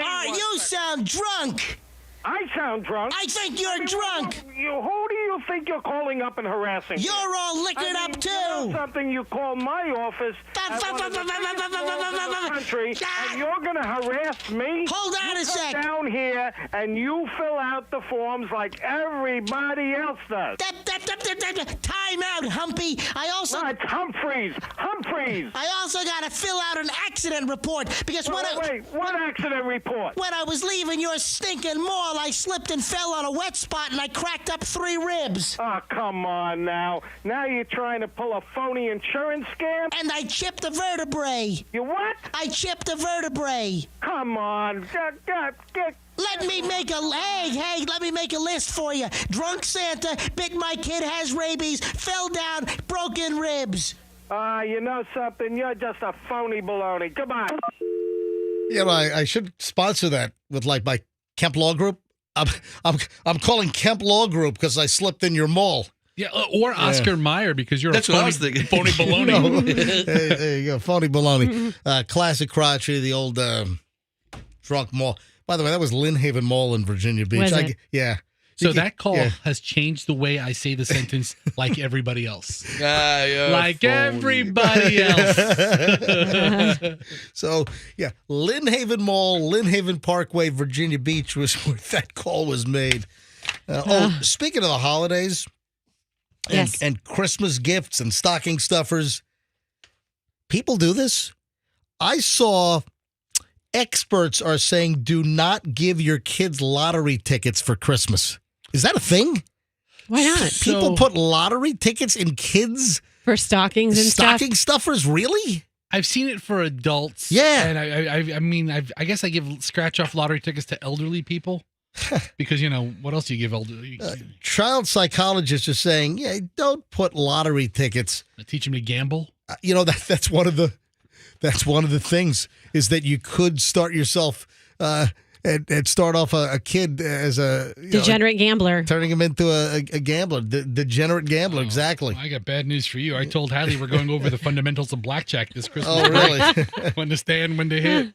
Yeah, and I guess the New Jersey Lottery put out like a public service announcement. Really? Yeah, they did. Hang on, there's a campaign. Let me find the. Oh, it's not Child's Play or something. That's what they're saying. Don't give your kids lottery tickets. And New Jersey, the Garden State Lottery, whatever the hell they call it up there, they've got a little PSA campaign. You know what? The lottery is really missing an opportunity here. Oh, here it is. The PSA. I was looking for this. I highlighted. I still couldn't find it. 'Tis the season to gift responsibly. Lottery is not child's play. That's their slogan. Boo hiss. This is an opportunity missed by the lottery. If they gave, what's the hottest toy this year? The PS something, PS5, Oculus, the PS virtual reality. I mean, maybe the PS12 just came out. But if you had a lottery where one out of every 500 tickets won a PS15 or whatever they're up to now, I'd fly. 5. I mentioned I had another drunk story. So coming off of the drunk Santa Claus at Lynn Haven Mall in Virginia You could have Beach. had a drunk story about me today if you brought some in. Jeez. There's some in the office. Yeah. That's true. Is that liquor collection still in the office? Why didn't you guys bring that in? Let Roxanne down vodka all morning long. We're not gonna support her indulgences. Yeah. For whatever reason, Roxanne wanted to drink all morning during the show.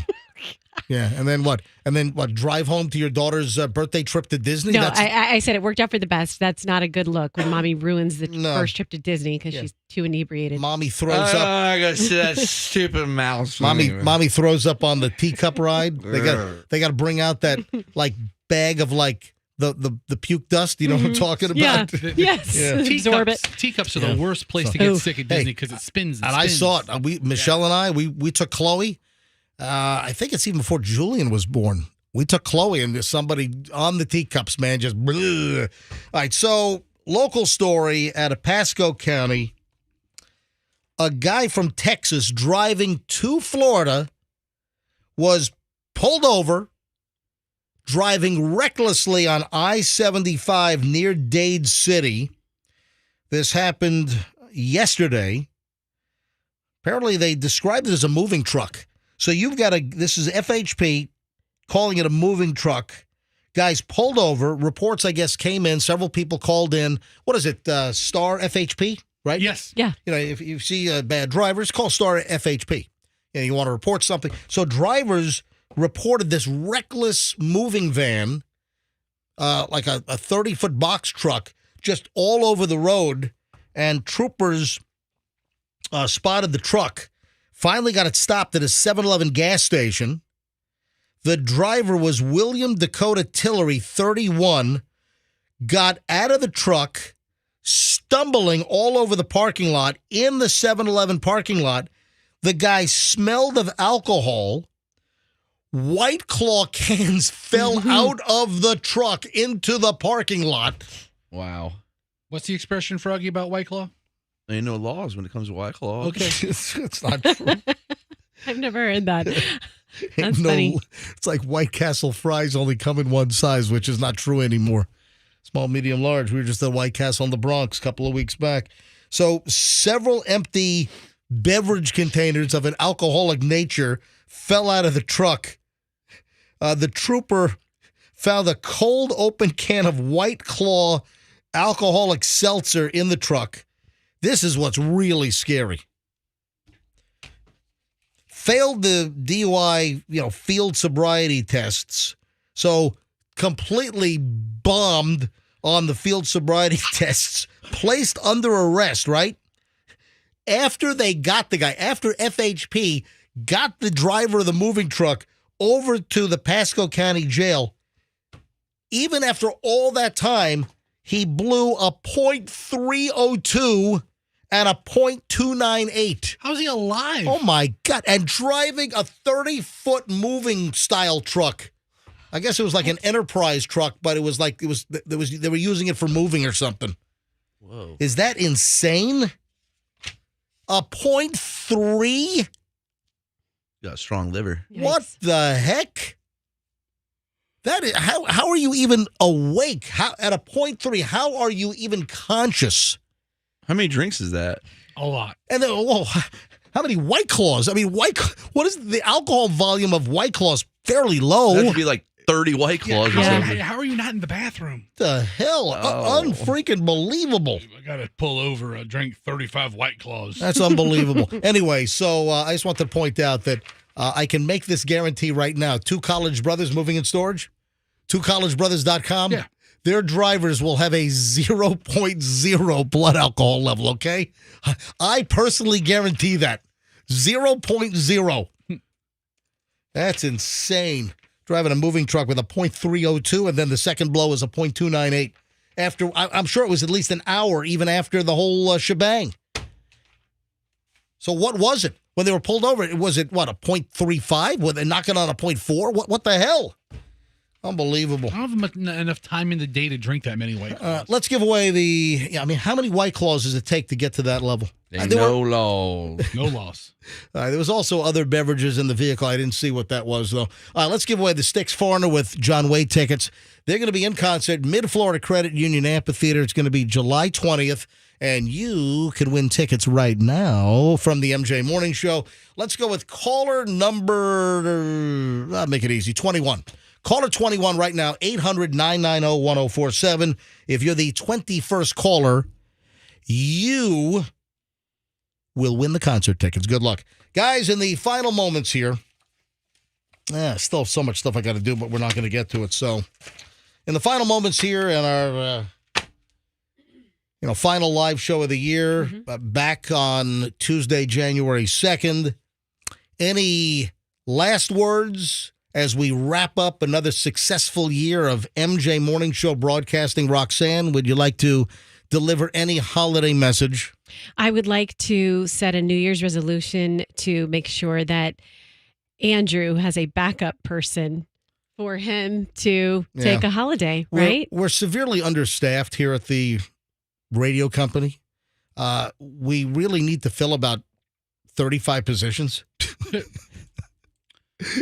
And Andrew has no backup. Andrew took a day off, and he had to come back to do the morning show and then go back to his vacation last week. So he didn't take a day off. Well, it sucks. He couldn't. It does. So that's a goal. That's one of my personal goals.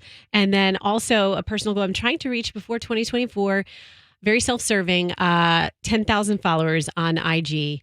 So I think I'm about 150 away. Yeah, you're stuck at 9750, aren't you? That's like 250 away, right? No, I'm about 150 away, okay, 175 away now. So, all right, so go follow Roxanne, Roxanne Wilder on Instagram so she can hit magical 10K.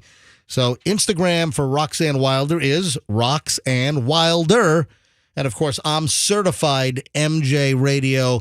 I'm trying to get to 80 followers. If you could help me out. Yeah, that'd be really nice. I'm stuck at 57 right now. The only thing MJ wants for Christmas from all of our listeners is just an Instagram follow. All right, final words from Fester, Froggy, and me in just a moment. First of all, let me grab caller 21. Hi, who is this? Kim, Kim, where are you calling from? St. Petersburg. All right, fantastic. So you're in the same city in which we're broadcasting from right now.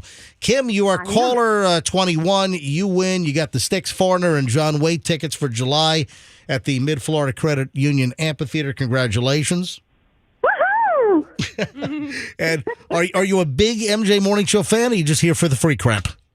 Oh, no. I listen every morning. I put you guys on at 6 a.m. while I get ready for work and listen till the end at work. So that's I'm awesome. dedicated. That is. So you listen to the whole show cover to cover? I do. I sure do. Why can't she get... All right, anyway. All right, so complete that sentence, folks, especially if you're in broadcasting. Hey, Kim, thanks. Thank you for listening to the program. And hold on. Andrew's going to get all your information, okay? Thank you. Merry Christmas. Happy New Year. Merry Christmas. Fester, I guess your final words are going to be probably a list of grievances. I have no final words. You've got no final words? None. It's like when you go to death row and they ask you for like your last words. Like, but you got a last meal, don't you? I follow a YouTube page of a guy who only eats famous last meals. Have you seen that guy? Yeah, it's awesome, right? Yeah. Well, some states would publish the last meal of the condemned individual that was meeting their demise on death row. Texas used to do that. I think they stopped. That's why I hate Texas. Yeah. That's the sole reason. But you would go through the list. I'm sure the old data is still out there, but you would read like the last meals of condemned death row. 2 buckets of fried chicken. Yeah, exactly. 3 liters of root beer. Yeah. That's my daily lunch. All right, so you have no words, huh? No final words. All right, Froggy. That's disgusting. Excuse me. All right, Froggy. Let's throw it to Froggy with a hack. Froggy with a hack. Froggy, any last words, buddy? Yes, I would like to quote my favorite quote from Theodore Roosevelt. Speak softly and don't be a big prick. What is it? All right, Froggy, come on. Really? You're going to leave? Speak softly and don't be a big prick. That's it. No, it's... What's the quote? You know what? Those are words to live by. Carry a big stick. I just looked it up. Carry a big stick. Who carries a stick anymore? What are we, living in huts? I'm going to give you a quote. I'm going to leave on this quote. Yeah, what's that? That's one small step for man and one giant leap for mankind. That's Neil Armstrong. Final words. How about this? Good words. All right. The love of money is the root of all evil, MJ. That's from the Bible. All right. Folks, thank you for listening to the MJ Morning Show in 2023. Thanks for making it a very successful year. And we're back in 2024. But Hal's not.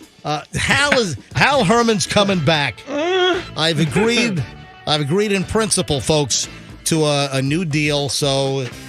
But Roxanne says I can't sign it until January 2nd because of Mercury retrograde. Yeah, if you sign it now, it'll all fall apart. All right, folks, great best ofs are lined up. In fact, most of you won't even know that it's a best of show because you're going to hear material you probably never, ever heard. Follow my Instagram. I'll speak to everyone. I'll have stuff up there during the holidays. Certified MJ Radio. If you don't follow, give me a follow. Certified MJ Radio. Have a wonderful Christmas. Hope you had a happy Hanukkah if you celebrate Hanukkah. Happy New Year coming up. And we'll see you back here live on Tuesday, January 2nd. And now more than ever, folks, let's be careful out there.